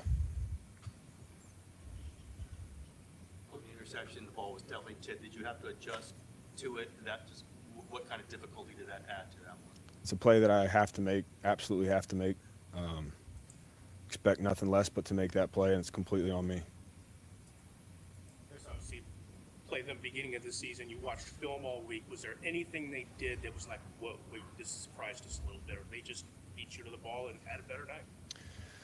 Yeah, they were the better team today. I think, we'll have to check the tape and correct the mistakes and go from there. Just feel like it's good of a defense that you guys see. It's a good defense. I think, also I think we just got to execute better. I think, again, we'll have to watch the tape and go from there.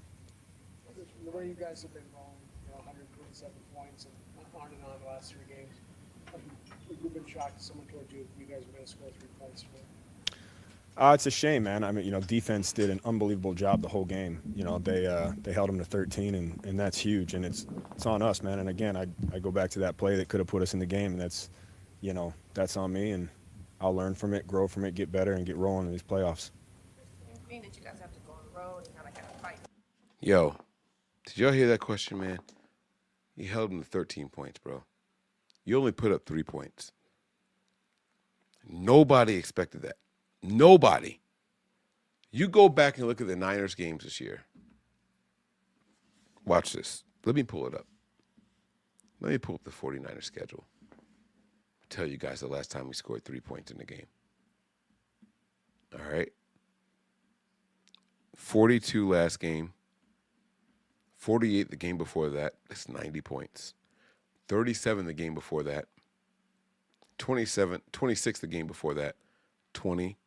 41, 26, 34, 15, 20, 19, 26, 21, 16, 26, 17. That's the Niners' point scored all season long. 17, 26, 16, 21. I'm going to stop when I get to a game that would have lost this one. 19, 20, 15, 34, 26, 41, 20, 26, 37, 48, 42.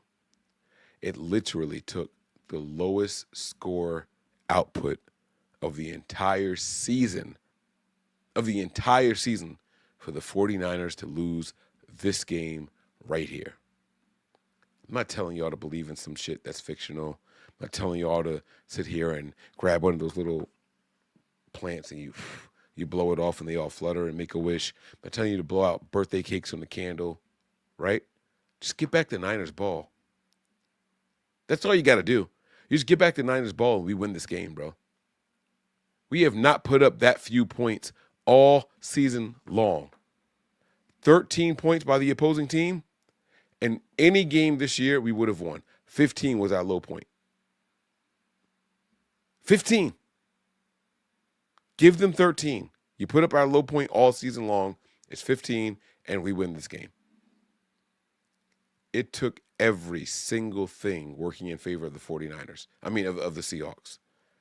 And that's why I'm not scared if we got to play them again. Divisional round, I don't give a fuck when it is. Bring on them, bring on the Rams. I don't give a fuck who it is. I don't care who it is. It's not going down the same way. I guarantee it. I guarantee it. They're going to have to put up a lot more than 13 points. I promise you that. All right? Come on, CMC. Let's go, bro. On and on the last 3 games. We've been shocked if someone told you guys were going to score 3 points for them. It's a shame, man. I mean, defense did an unbelievable job the whole game. They held them to 13, and that's huge. And it's on us, man. And again, I go back to that play that could have put us in the game, and that's on me. And I'll learn from it, grow from it, get better, and get rolling in these playoffs. Being that you guys have to go on the road and kind of fight back to get back into the position in the playoffs, they talk about you as basically like a perfectionist when it comes to football. Is it hard to put a play like that behind you now that you have to turn your focus to the next game? It's challenging, but you have to. You don't have another choice. At the end of the day, we're in the playoffs. We don't know who we're playing yet, but we've had 2 short weeks in a row, and so it's time to get our bodies back, our minds right for a hell of a journey ahead. And that's the other part right there, right? That's the other part right there. He just said it. This isn't just one short week like what Tony was saying. This isn't, can you guys still hear me? You can hear me. I'm going to keep talking, right? This isn't just one short week like how they're trying to play it off to be. This isn't just like, oh, man, the Niners, they got a short week. They lost. No, this is 2 short weeks back to back. That's what it's been. That's what it's been. It's been 2 short weeks in a row. No one's talking about that. No one's mentioned that at all, right? There's 7 days in a week, 14 days in 2, and the Niners have had to play 2 games and 13 games in 13 days. That's where we are. 2 short weeks in a row. Seahawks fans, gloat. Get it off, baby. Congratulations. You got it. You guys got the number 1 seed, baby. You guys fucking did it. You did it. You did the unexpected. Huh? You did it. You did the unexpected, baby. You did it. The better team won tonight. I won't say the best team won, but the better team won tonight. All right? Y'all got it. Just take it one game at a time. You don't have time to sulk over things. You can learn from mistakes, grow from them. I got to make that play, but I can't get it back, and I just know I'm going to come hungry in these playoffs. It's easy for you guys all year. How equipped do you think this team is to go kind of the hard road to make a run? I mean, this whole season's been difficult for us, and we've continued to beat the odds, continued to show people that we're a real football team. We didn't show it today. We know that. But I love the guys in the locker room and how we've responded all year. And, again, put it on myself. I'm going to come back ready to go, and I know everybody in that locker room will as well. You're pretty consistent all year in saying that not only each game has its own life, but each play has its own life. Is that tonight sort of a example of that? Yeah, definitely. What we were able to do before and what happened tonight? Yep, for sure. Appreciate it. He's pissed off, guys. He's pissed. Oh, shit. They're not even bringing back Brock Purdy? There's no way that's it. Hold on. Give me a second. Let me find it. I'm searching. Give me a sec. There's no way that's it. Oh, here we go.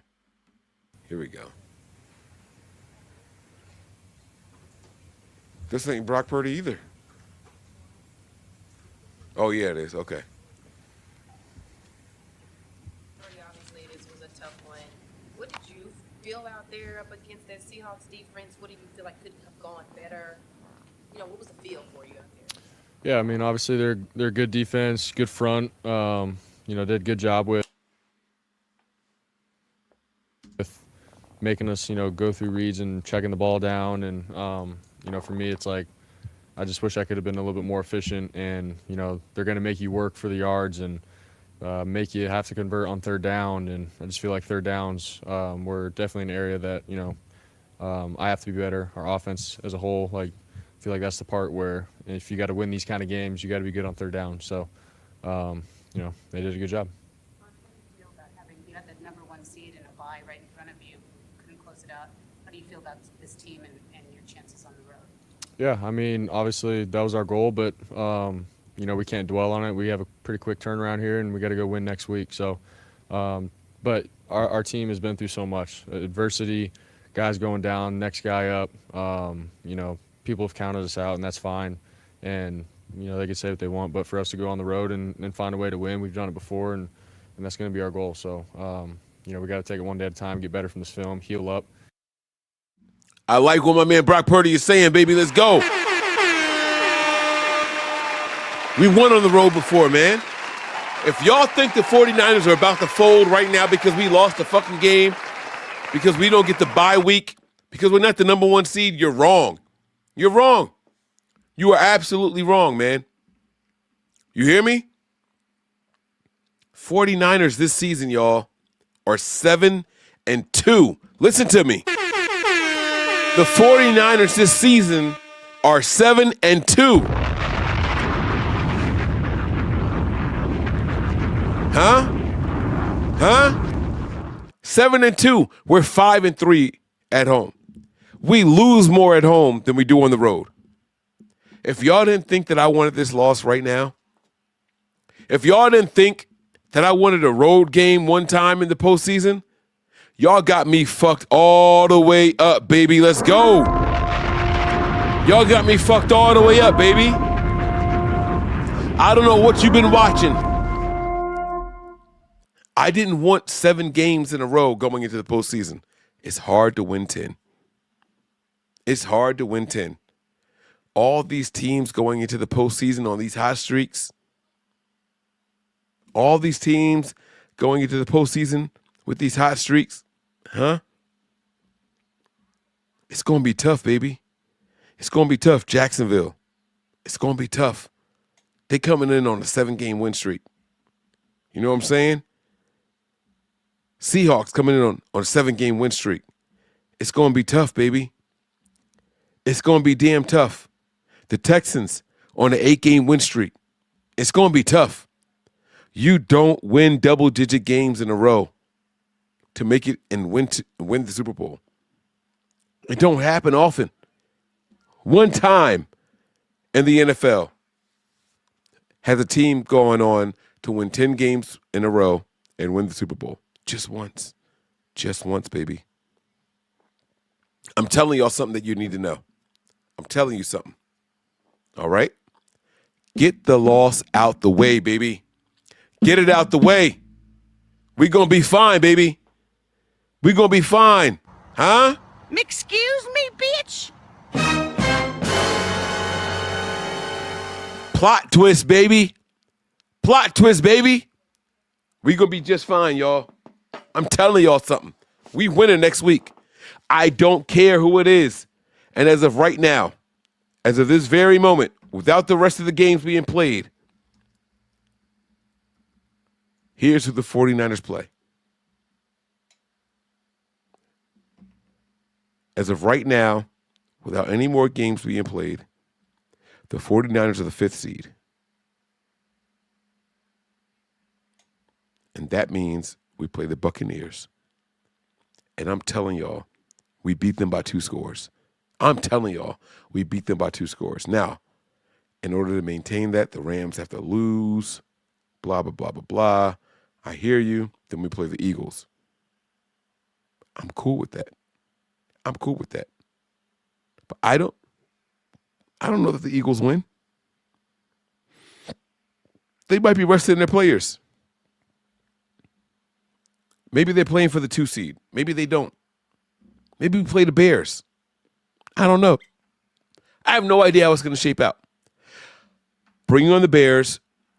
Bring on the Eagles. Bring on the Bucks. We're going to win next week. I'm telling y'all, bet your mortgage. Bet your mortgage. And if it don't work, come back and let me know. I'm not giving you the money back, but I got a story to tell you. All right? Don't panic, faithful. We good.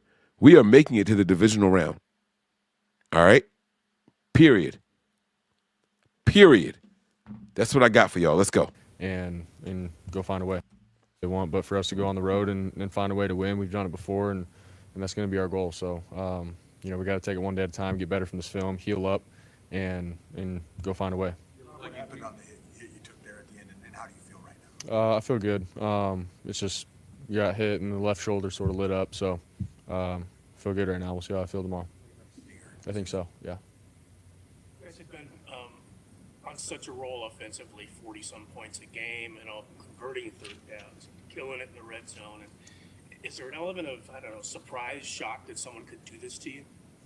I mean, for us, we always feel like there's plays left out there, and we could have converted. We had an op, we just didn't due to X, Y, and Z. So I'm not going to sit here and go, man, how the heck did that happen? They played good defense, and we didn't execute. And when all these other games where we've pulled away and had good points and stats and all that stuff, it's because we execute on the gritty third downs. We stay on the field, and then we go score touchdowns after that. So obviously that's something that we needed to do tonight. We didn't, and then, the scoreboard shows it. So. And this was a great question, right? The Niners have been good all season long on third downs. Tonight, 2 for 9. Not acceptable. 0 for 1 on fourth downs. Not acceptable. That means that the Niners were 2 and 10. 2 for 10, 20% on goal to go or down to go. Not good.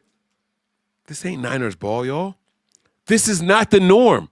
Let's stop acting like we saw something tonight that's the norm for the Niners and it just wasn't good enough. Everything about what we saw was not the norm. The defense holding an opposing team to 13 points, not the norm. The offense putting up 3 points, not the norm. 10 rushing attempts in the entire game, not the norm. 2 wide receivers on the entire team catching a reception, not the norm. If y'all don't get out of y'all sad sack, woe is me bullshit, I don't know what to tell y'all. This is not the norm. It took everything going wrong for the 49ers for the Seahawks to win. They won't do it again. The Seahawks won't do it again against the Niners. And I hope and pray to God that we play them again. I hope that we play them again because Kyle won't let this happen again. Robert Saleh won't let this happen again. Chris Kosaric will.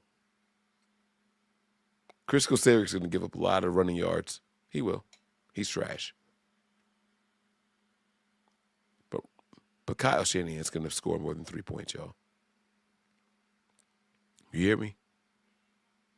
Robert Saleh, he's going to get a turnover or 2 next time we play the Seahawks. I promise you. I promise you. I promise you we're going to convert more than 20% on gain-to-go situations. I promise you. I promise you. This team is not going to let us lose to Philly because I live in the Philly area and they know I won't be able to deal with my entire staff talking shit to me. They know it. They know it. My staff, the people that report to me, it's about 20 people. I got 1 Bears fan and I got 1 Redskins fan. Oh, sorry, Commanders fan. And everybody else are Seahawks fans. I mean, Eagles fans. They're all birds. I don't care. They're all Eagles fans. The person I report to, Eagles fan. The person I partner with, Eagles fan. They're not going to let it happen. They're not going to let it happen. The Niners won't let me down. We're going to be just fine. I promise y'all. Stay tuned in. We got a lot more coming. To the play action, did you see Kittle? Was there any chance to be able to get that ball to him with the pressure in your face? Yeah, I mean, it was one of those things where I felt pressure, but at the end of the day, I need to, find a way to set my feet and get it to him and take a hit if I need to. I was concerned with just having my feet set, and then I saw George, and from where I was at, I didn't really have a clear picture, to be honest. But we got back to the sideline, and it was like, dang, he was there. So, Nike Zoom X, our lightest, softest, and most. Was pretty hard on himself about the interception. It's obviously his play he has to make. Did you talk to him, say anything to him, or do you just leave him alone after something like that? I mean, it's a tough play. Ball got tipped at the line, so it came out weird, and he's trying to adjust. He beat his guy in man, and then all of a sudden the ball's just like coming in weird, and just didn't go our way. And the other guy was right there to catch. It was right in his lap. So, obviously Christian's hard on himself with that. I'm hard on myself because it's like, dude, don't get the ball tipped at the line of scrimmage. So it's just one of those things that sucks. But Christian's a baller, dude. He's gonna live to play the next play, and he's a Hall of Fame running back. So, dude, should walk out with his head up. So, yeah. Thanks, guys. That does it from Brock. I wasn't expecting a whole lot from him. It's a loss, and the Niners aren't going to say a whole lot after a loss, but it is what it is, man. Brock, keep cooking, bro. I haven't given up in you. I have not given up in Brock Purdy at all. Let's go. GK. Howdy. Up? What up? Pretty clear in the last several weeks that look, it's up the offense to score. We're going to have to outscore teams, and that's how we're going to do it. Mm-hmm. And things like this happen. They're a good defense, but are you shocked, surprised? How would you sum up how this offense that's been rolling so good got shut down? Disappointed. I mean, yeah. NFL, you can have a bad game any game. Unfortunately, we decided to have a bad game today. Not efficient. Were we 2 of 9 on third down? Tough. Didn't really get our run game going. We started the game off with, 2 3 and outs? I mean, if they have a good defense, and their run game was super effective tonight, kind of hard to, expect to really, win the game if we're not going to score more than a field goal. Shout out to Eddie, though. Thank you for making it. Colton McKivitz joked that you guys try to make it as hard as on yourselves as possible. Is that something that you can adopt and kind of embrace as you go on the road? Well, look, we lost at home to a division rival for the division and the 1 seed. That sucks. That just is what it is. And yes, I'm disappointed about it. It's horrible. Good news is I get to play football next week. Whether it's Saturday, Sunday, Monday, whenever it is, I get to play football again. And it's going to be on the road in a hostile environment. Would I much rather be on a bye and get to play at Levi Stadium? Yeah, but that's just not our reality. So, I fully expect our team to come in, attack it, and we have a whole new season ahead of us. It is what it is. So, yeah, we just gotta go to work. We have a get week after it. We get Trent back. That's super helpful. He's we a really back good next player. week, baby. They got to deal with us. Maybe Ricky. So, that's horrible. I hate that. I hate losing. I hate losing to the Seahawks. But hey, we get to play football next week, and whoever it is, whenever what happens, go Cardinals. Anything at all about their defense that surprised you? I mean, you played them once early in the season, and you watched film of them all week. Is there anything that jumps out at you at what they were doing that was different or better? Or? No, they pressured randomly. They brought a lot of pressures, which is what they do. They drop really deep. They force you to check the ball down, and they routed the ball really well. That's their defense. That's what their head coach has made their defense do.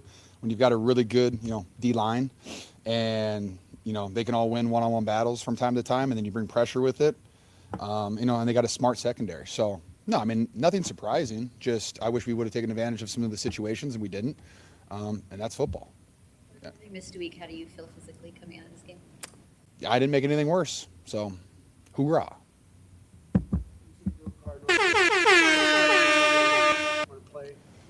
You know what? I'm not a betting man, but I'm just cheering for Budda Baker to have 3 pick sixes tomorrow. That's it. And Trey McBride to have 200 yards and 3 touchdowns. That'd be awesome. Tied in you. Obviously out of your guys' control, but Shanahan said that if you guys played tomorrow, that there would have been a lot better chance that Ricky and Trent could have played. Is that in your mind at all? Or just... All right, I got to stop it, man. Oh, damn it. George, I wish you didn't do this to me, bro. And I love George Kittle recently. He's making it very clear, very, very clear, they don't want to play the Eagles. He's making it painfully clear they don't want to play the Eagles. And I don't like that. I feel like when you sit here and say, go Cardinals on your second question of the interview, and on the fourth question of your interview, you're hoping for 3 pick sixes and 2 touchdowns to Trey McBride. It says that you really, really, really, really, really, really, really want the Rams to lose so you don't have to play them. Guys, bring on the fucking Eagles too. Like, let's just go ahead and adapt that mentality right now. Let's go ahead and get that out the way. Because while George is up there sounding like, hey, I'm excited I get to play next week, he's also sounding like, I'm scared of Philadelphia. I don't want to go to Philly. I don't want to play those boys. I will do my damnedest to get a ticket to that game.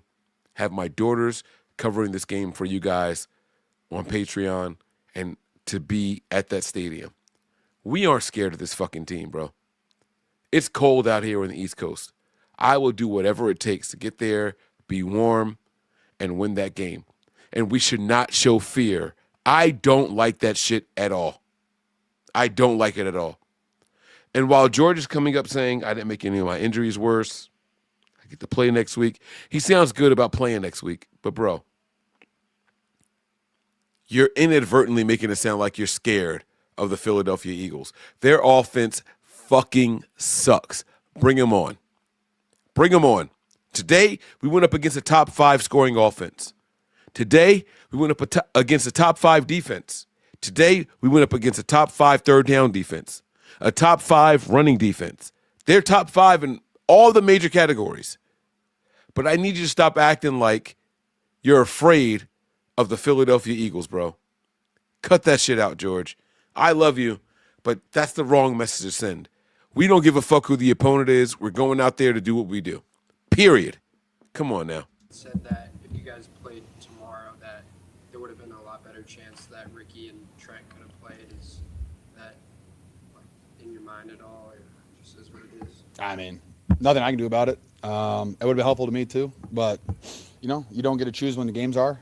They tell you when you play, and I feel like, yeah, sure, it would have been helpful if we had an extra day, but you got to show up when they tell you to show up, and our offense didn't show up the way we needed to tonight.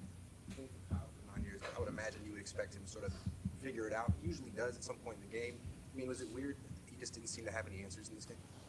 I mean, I feel like we kind of did have an answer there at the end, and then, you have a tip ball. It's a weird, and then another tip for an interception at the 2-yard line. Like, we score a touchdown there, and it's 10-13, and, yeah, who knows? It's a completely different game. So, I mean, I think Kyle, kind of found a rhythm right there, and then that happens.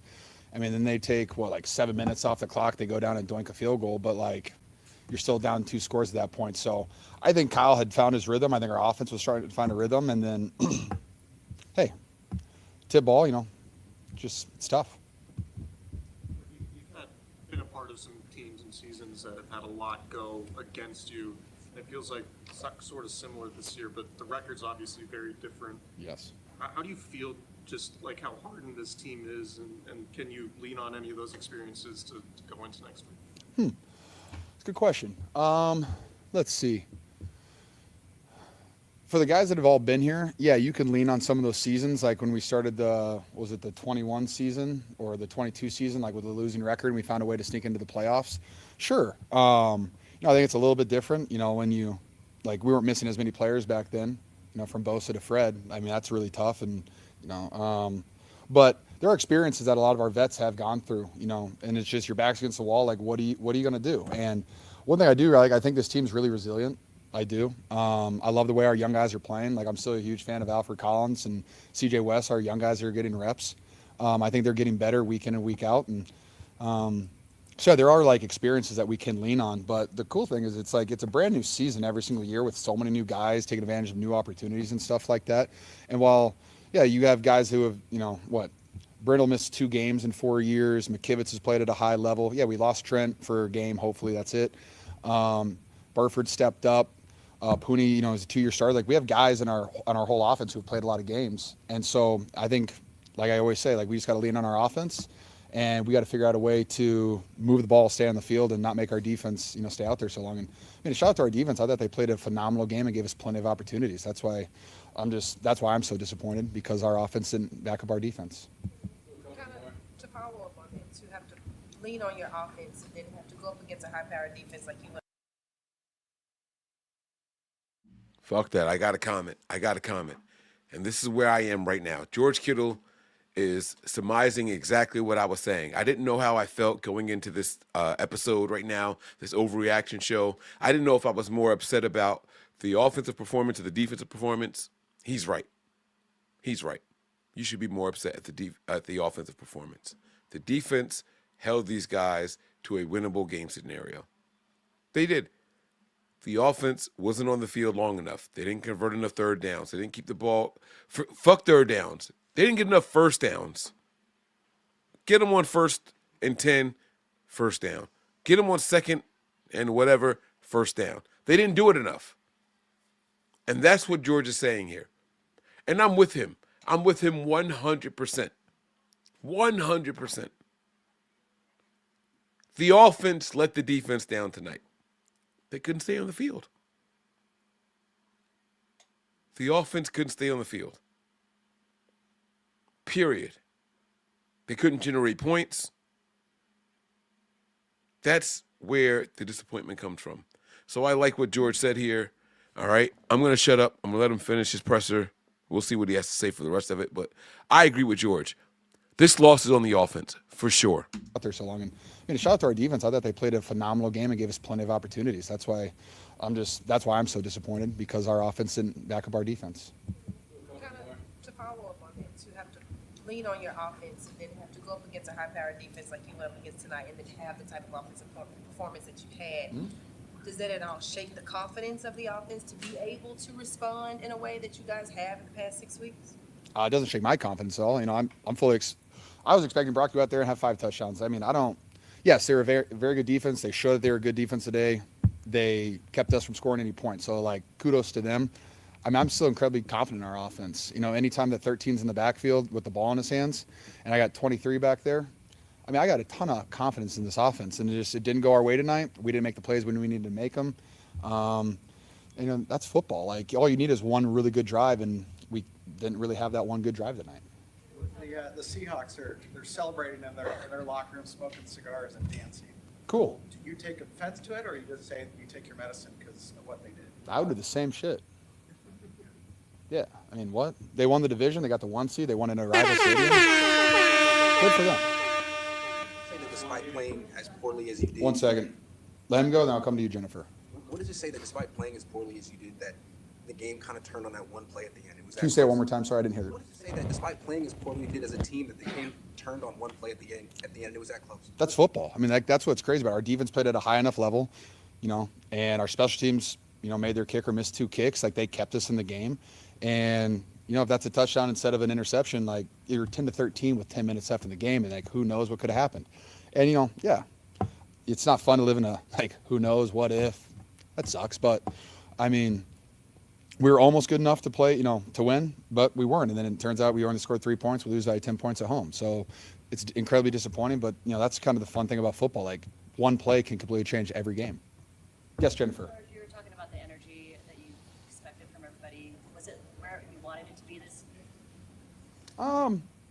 I thought our fans were fantastic. That was really loud, Levi Stadium. They helped us out so much in the first half, and then I never blame the fans. We have to give them more to cheer for on offense. They support our defense the whole time. They were just waiting for us to get going on offense, and we didn't give them a lot to cheer for. And like I said, it's more just disappointing for me, because I like winning football games and I like winning the division and I like being a 1 seed. But that's not how it's going to go this year. And I'll see you guys next week. The team? Oh. Yeah, I liked how we started. It's just when you start with a 3 and out back to back, it's just kind of. That's tough. But when I'm looking down the sideline, the whole offense is they're eager and ready to go. There's no drop of confidence or anything like that. Like I said, when I look back and I see Brock Purdy in the huddle, I have so much confidence because he's such a good quarterback. And so no, my confidence is the exact same. I'm looking forward to whoever we play. Let's go Buddha and Trey McBride. Thank you, guys. He fucking ended it again with the whole, we don't want to play the Eagles. I don't like that. I don't like that. And he was the last one to go tonight, so I'm going to stop that. All right. Listen, guys. The 49ers finished the season the way that they did. All right? And there's a lot of people out there that say, we're not a good team. Wrong. We won 12 games. We won 12 games where we played 6 games without our starting quarterback, where we played 13, 14 games, 15 games, 16 games without our best defensive lineman, where we played 13 games without Fred Warner. No number 1 wide receiver all year long. I know. Ricky Pearsall is your number 1 wide receiver. No, he's not. He's not. We did it. We played 4 or 5 games without George Kittle. We played a handful of games without Trent Williams. And now all of a sudden you guys want to be down. Now all of a sudden you guys want to count the Niners out. I want to remind you guys of something. This team has been overcoming expectations all year long. And despite tonight's loss, Kyle Shanahan should still be in the running and leading the way in Coach of the Year voting. He should be. Because the guys that are ahead of him, Patriots, he had an easier schedule than the Niners. He didn't have to sustain half the injuries that we did.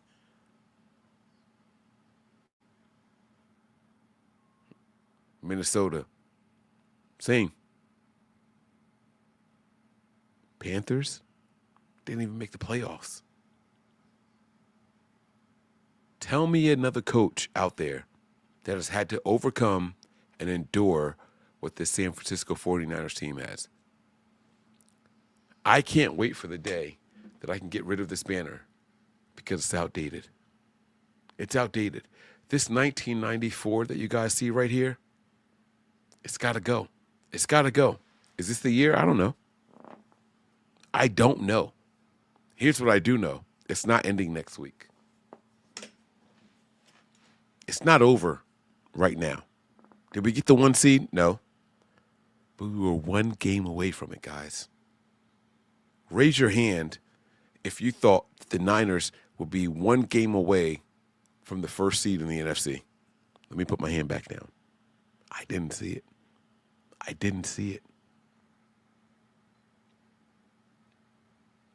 I've watched the Eagles all year long. And you know what I've seen? Inconsistency. Mediocre offense. They don't know when to run the ball like they should. Their passing game is half field reads. I'm not scared. Raise your hand if you think that the Bears are a team that you're fearful of. Not me. We went toe-to-toe with the Bears, and we literally took their best shot. 38 points by the Bears. Not enough. It wasn't enough. Are you scared of the Rams? I respect you guys that are. Cool. McVay has a thing with Kyle Shanahan. It's cool. I get it. We can outscore the Rams. What about the Seahawks, Mike? Mike McDonald just went out there and showed you. No. This type of result is not going to happen again. And how does he adjust when all of a sudden the Niners have 17 points at halftime and on pace for 34 in a game? How does he adjust? Does he panic? We have to see. We got to get there first. And finally, what about those Packers? Because right now, as of this moment, the Packers in the 7th seed. I don't know who their quarterback's going to be. They don't have a pass rush. The NFC is wide open. And so I encourage you guys to be down on this team for today's performance. You're right. I won't argue against it. I won't tell you that you guys are being silly. I won't tell you guys that you're even overreacting. Cool. I get it. I understand. And I'm right there with you. But as long as Robert Saleh looks in the mirror and has a real talk with himself, right? It's one thing to give up 30-plus points in a game after a win and say, maybe we weren't that bad.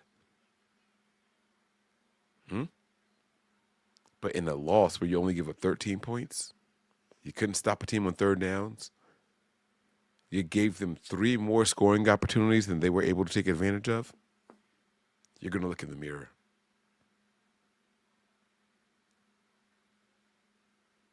With Kyle Shanahan, he's going to step back and say, damn, we were better than the 1 scoring opportunity that we took advantage of that only resulted in 3 points. Kyle Shanahan's going to go home. He's going to talk to his wife. He's going to embrace his children. And that's going to last for 30 minutes. And you know what he's going to say? My offense did not provide a single point for my team in the biggest game of the year. That's what he's going to say. The streak is over. There's no 6-game, 7-game win streak anymore. There's no expectation of perfection. It's gone. We have reclaimed our rightful spot in the NFC. The underdog. The one that no one expected to be here. It's house money, guys. Hear me out. Hear me out. Hear me well. No one expected the Niners to be here. If anyone said, hey, you're going to lose Nick Bosa in the first 2 games of the season, you're going to lose Fred Warner in the first 6 games of the season, your first-round pick is going to be going right after that. No Brandon Ayuk all year long because he's going to quit on your team. No one expected this, guys. No one thought that the Niners would be in the position that they were in right now. And as of today, in this very moment, we're the 5 seed. We don't control our own destiny anymore. We could be the 6th seed. And everyone's expecting the Rams to go out there and beat the Arizona Cardinals, and that's cool. I don't care how it plays out. I don't. If the Niners happen to fall all the way down to 6, 2 plays 7, 3 plays 6. Philly, here we come. We're coming for you guys. With no one believing in us, with our backs against the wall, and with a defense that everybody thinks is beatable. Saleh, I implore you to check yourself. Robert Saleh, I challenge you to look in the mirror and figure out how to make your team better. It's over for tackling drills. That time is come and gone. We're going to continue to miss tackles. It's all about scheme and schematics. How do you put the right guys in the right place at the right time? That's what it's about. Shanahan, you officially had your lowest scoring game in your 49ers tenure tonight with the number 1 seed on the line. It's literally impossible for it to happen again. You guys hear me out there? Kyle's been here for 8 years, and not once have we only scored 3 points. It's not going to happen again. It's not. But there's a lot of people out there who feel like that what we saw tonight is the expectation. I don't know where you're getting it from. I don't know where you're drumming up these numbers. Every team has to have their worst game. And I'm here to tell you guys something. It happened tonight. It happened tonight. The worst game of this 49ers regime happened, and it's out the way before the playoffs. And I'm here to tell you that, my friends, is a blessing.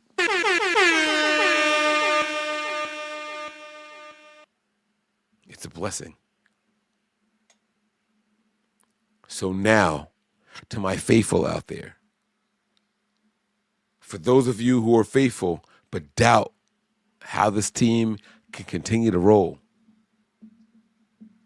stand pat. Stay true. Stand tall. Poke your chest out. Huh? Philly, if you thought you were going to get our worst, you're wrong.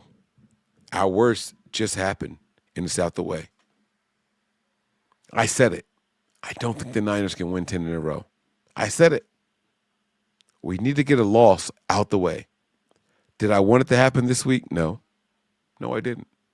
I called for it last week, and then we would have needed some help to go ahead and get the number 1 seed this week. We didn't get it. It's cool. Things didn't go the way that I wanted it to. But that loss was just as important because now it's time for us to step back and reflect. We are not going to let this happen in consecutive weeks. We haven't seen it all year. We haven't seen it in this entire regime's tenure. We don't have a choice but to be better.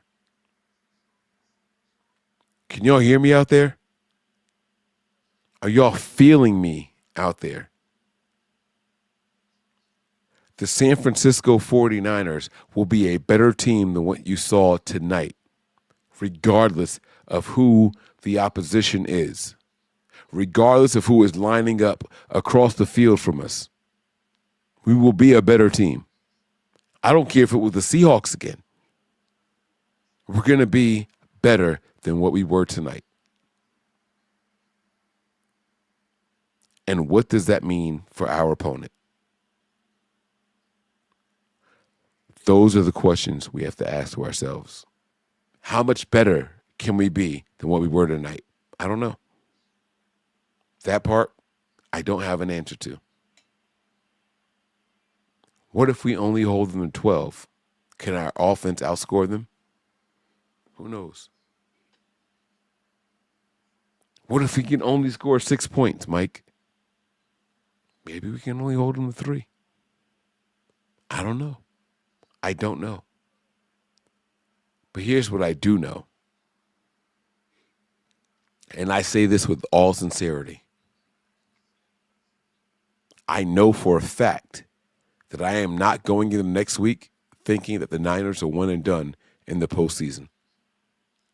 I know for a fact that I am not expecting Kyle Shanahan to let me down 2 weeks in a row.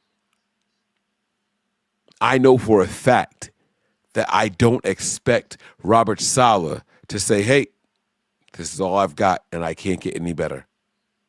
I don't expect it. I don't expect it. And my expectations may not weigh anything to you faithful out there. Throw it out. Mike's expectations don't mean shit. I get it. I understand. I accept it. But this regime has never done it back to back this poorly in 8 years, 9 years. Why should we expect it now?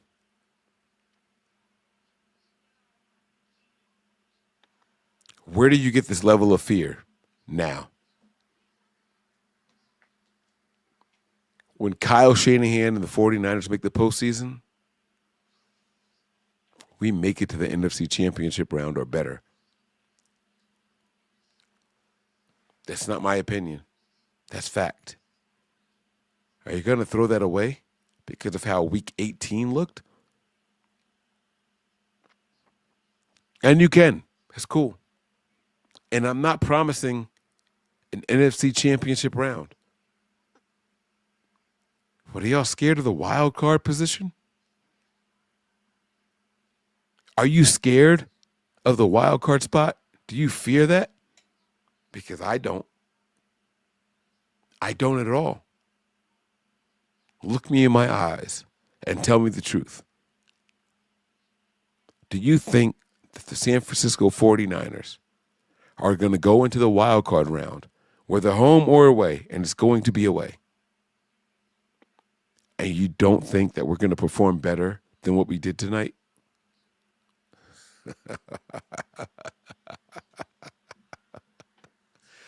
Come on, man.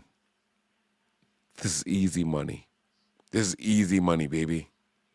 Never in the history of the 49ers in the postseason have we expected that.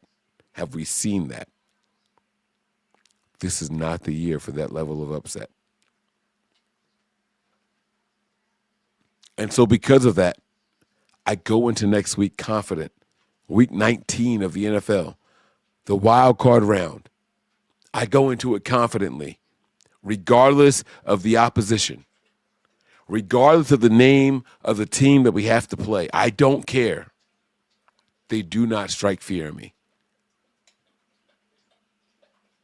Will they get respect? For sure. Absolutely. But there will be no fear. And we will face them with the same tenacity and expectations that we would face anybody as if we had the number one seed. They have to deal with us. And we are a 49ers team that plays better on the road than we do at home under the Kyle Shanahan regime. Don't believe me? It's cool. Look it up. We play better on the road every year, every season. When it's time to travel, we're focused. We're at home, we get complacent. We're not at home anymore. I needed this loss. We needed this loss. And I know that you guys may not have wanted to see it, but it's here. We accept it, and we are ready to move on. And while George Kittle pounds his chest and says, hey, go Cardinals, George, I have no confidence in the Cardinals to get the job done. But I'm not afraid of Philly. I am not afraid of Philly, George. Bring him on. Give me a quarterback that only reads half the field. We can take advantage of that. We can. We can. Prepare. Robert Saleh, look at me. Look me in my eyes, bro. Where's my remote? Robert Saleh, look me in my eyes, man. Get ready for Philly. Because the odds of the Rams beating the Cardinals, I'm going to put it at about 10%. Or the Cardinals beating the Rams, that's a 10%. My apologies, I misspoke. But regardless of the outcome of that game, we're here. And more importantly, we're ready. All right? That's all I got for you guys tonight. The 49ers fall to the Seattle Seahawks. Seahawks get the number one seed, man. That's it, 14-3. That's what it took. We will finish the season as 12-5. One win less than what I expected going into the season. And my 13 wins was assuming that Brock Purdy was healthy all season long. My 13 wins was assuming that Nick Bosa was healthy all season long. My 13 wins was assuming Fred Warner was healthy all season long. We fell one game short with all those injuries and all those missed games.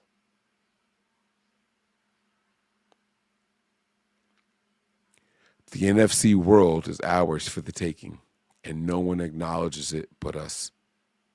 They're going to count us out now. We got this loss out the way, but they're going to count us out. They're going to get caught up in the hoopla of the NFC games that are going to take place after this game. It's cool. No one expects us to do shit. I'm okay with that. I like the underdog role. Count us out. But I guarantee you guys, we are not losing next week in the playoffs. I can't say much more. Not yet. I don't know the opponent. I don't know the location. I don't know the day that we play. But here's what I do know. We'll be ready. This offense will be better, and so will the defense. And they have to deal with us. That's all I got for you guys. All right? So I'm going to get up out of here. I love you guys. Let me make sure all my super chats are taken care of. They are. Boom. Let's get up out of here, man. Prepare for glory. Anticipate pain. But always remain faithful. I'll see you guys this week. And be ready. There's no fear in my heart. Be safe. Peace. We all gas, no brakes, pumped up, no fakes. We spinning, we winning, we high stakes. We never miss, we all makes. Look at us dudes trying to prove, bringing you news with nothing to lose. Mike, Nick, Tony, Wayne, Method Man, we bring the pain. Hey. See, I'ma confess it. We under the pressure. If you looking to find us, need nothing but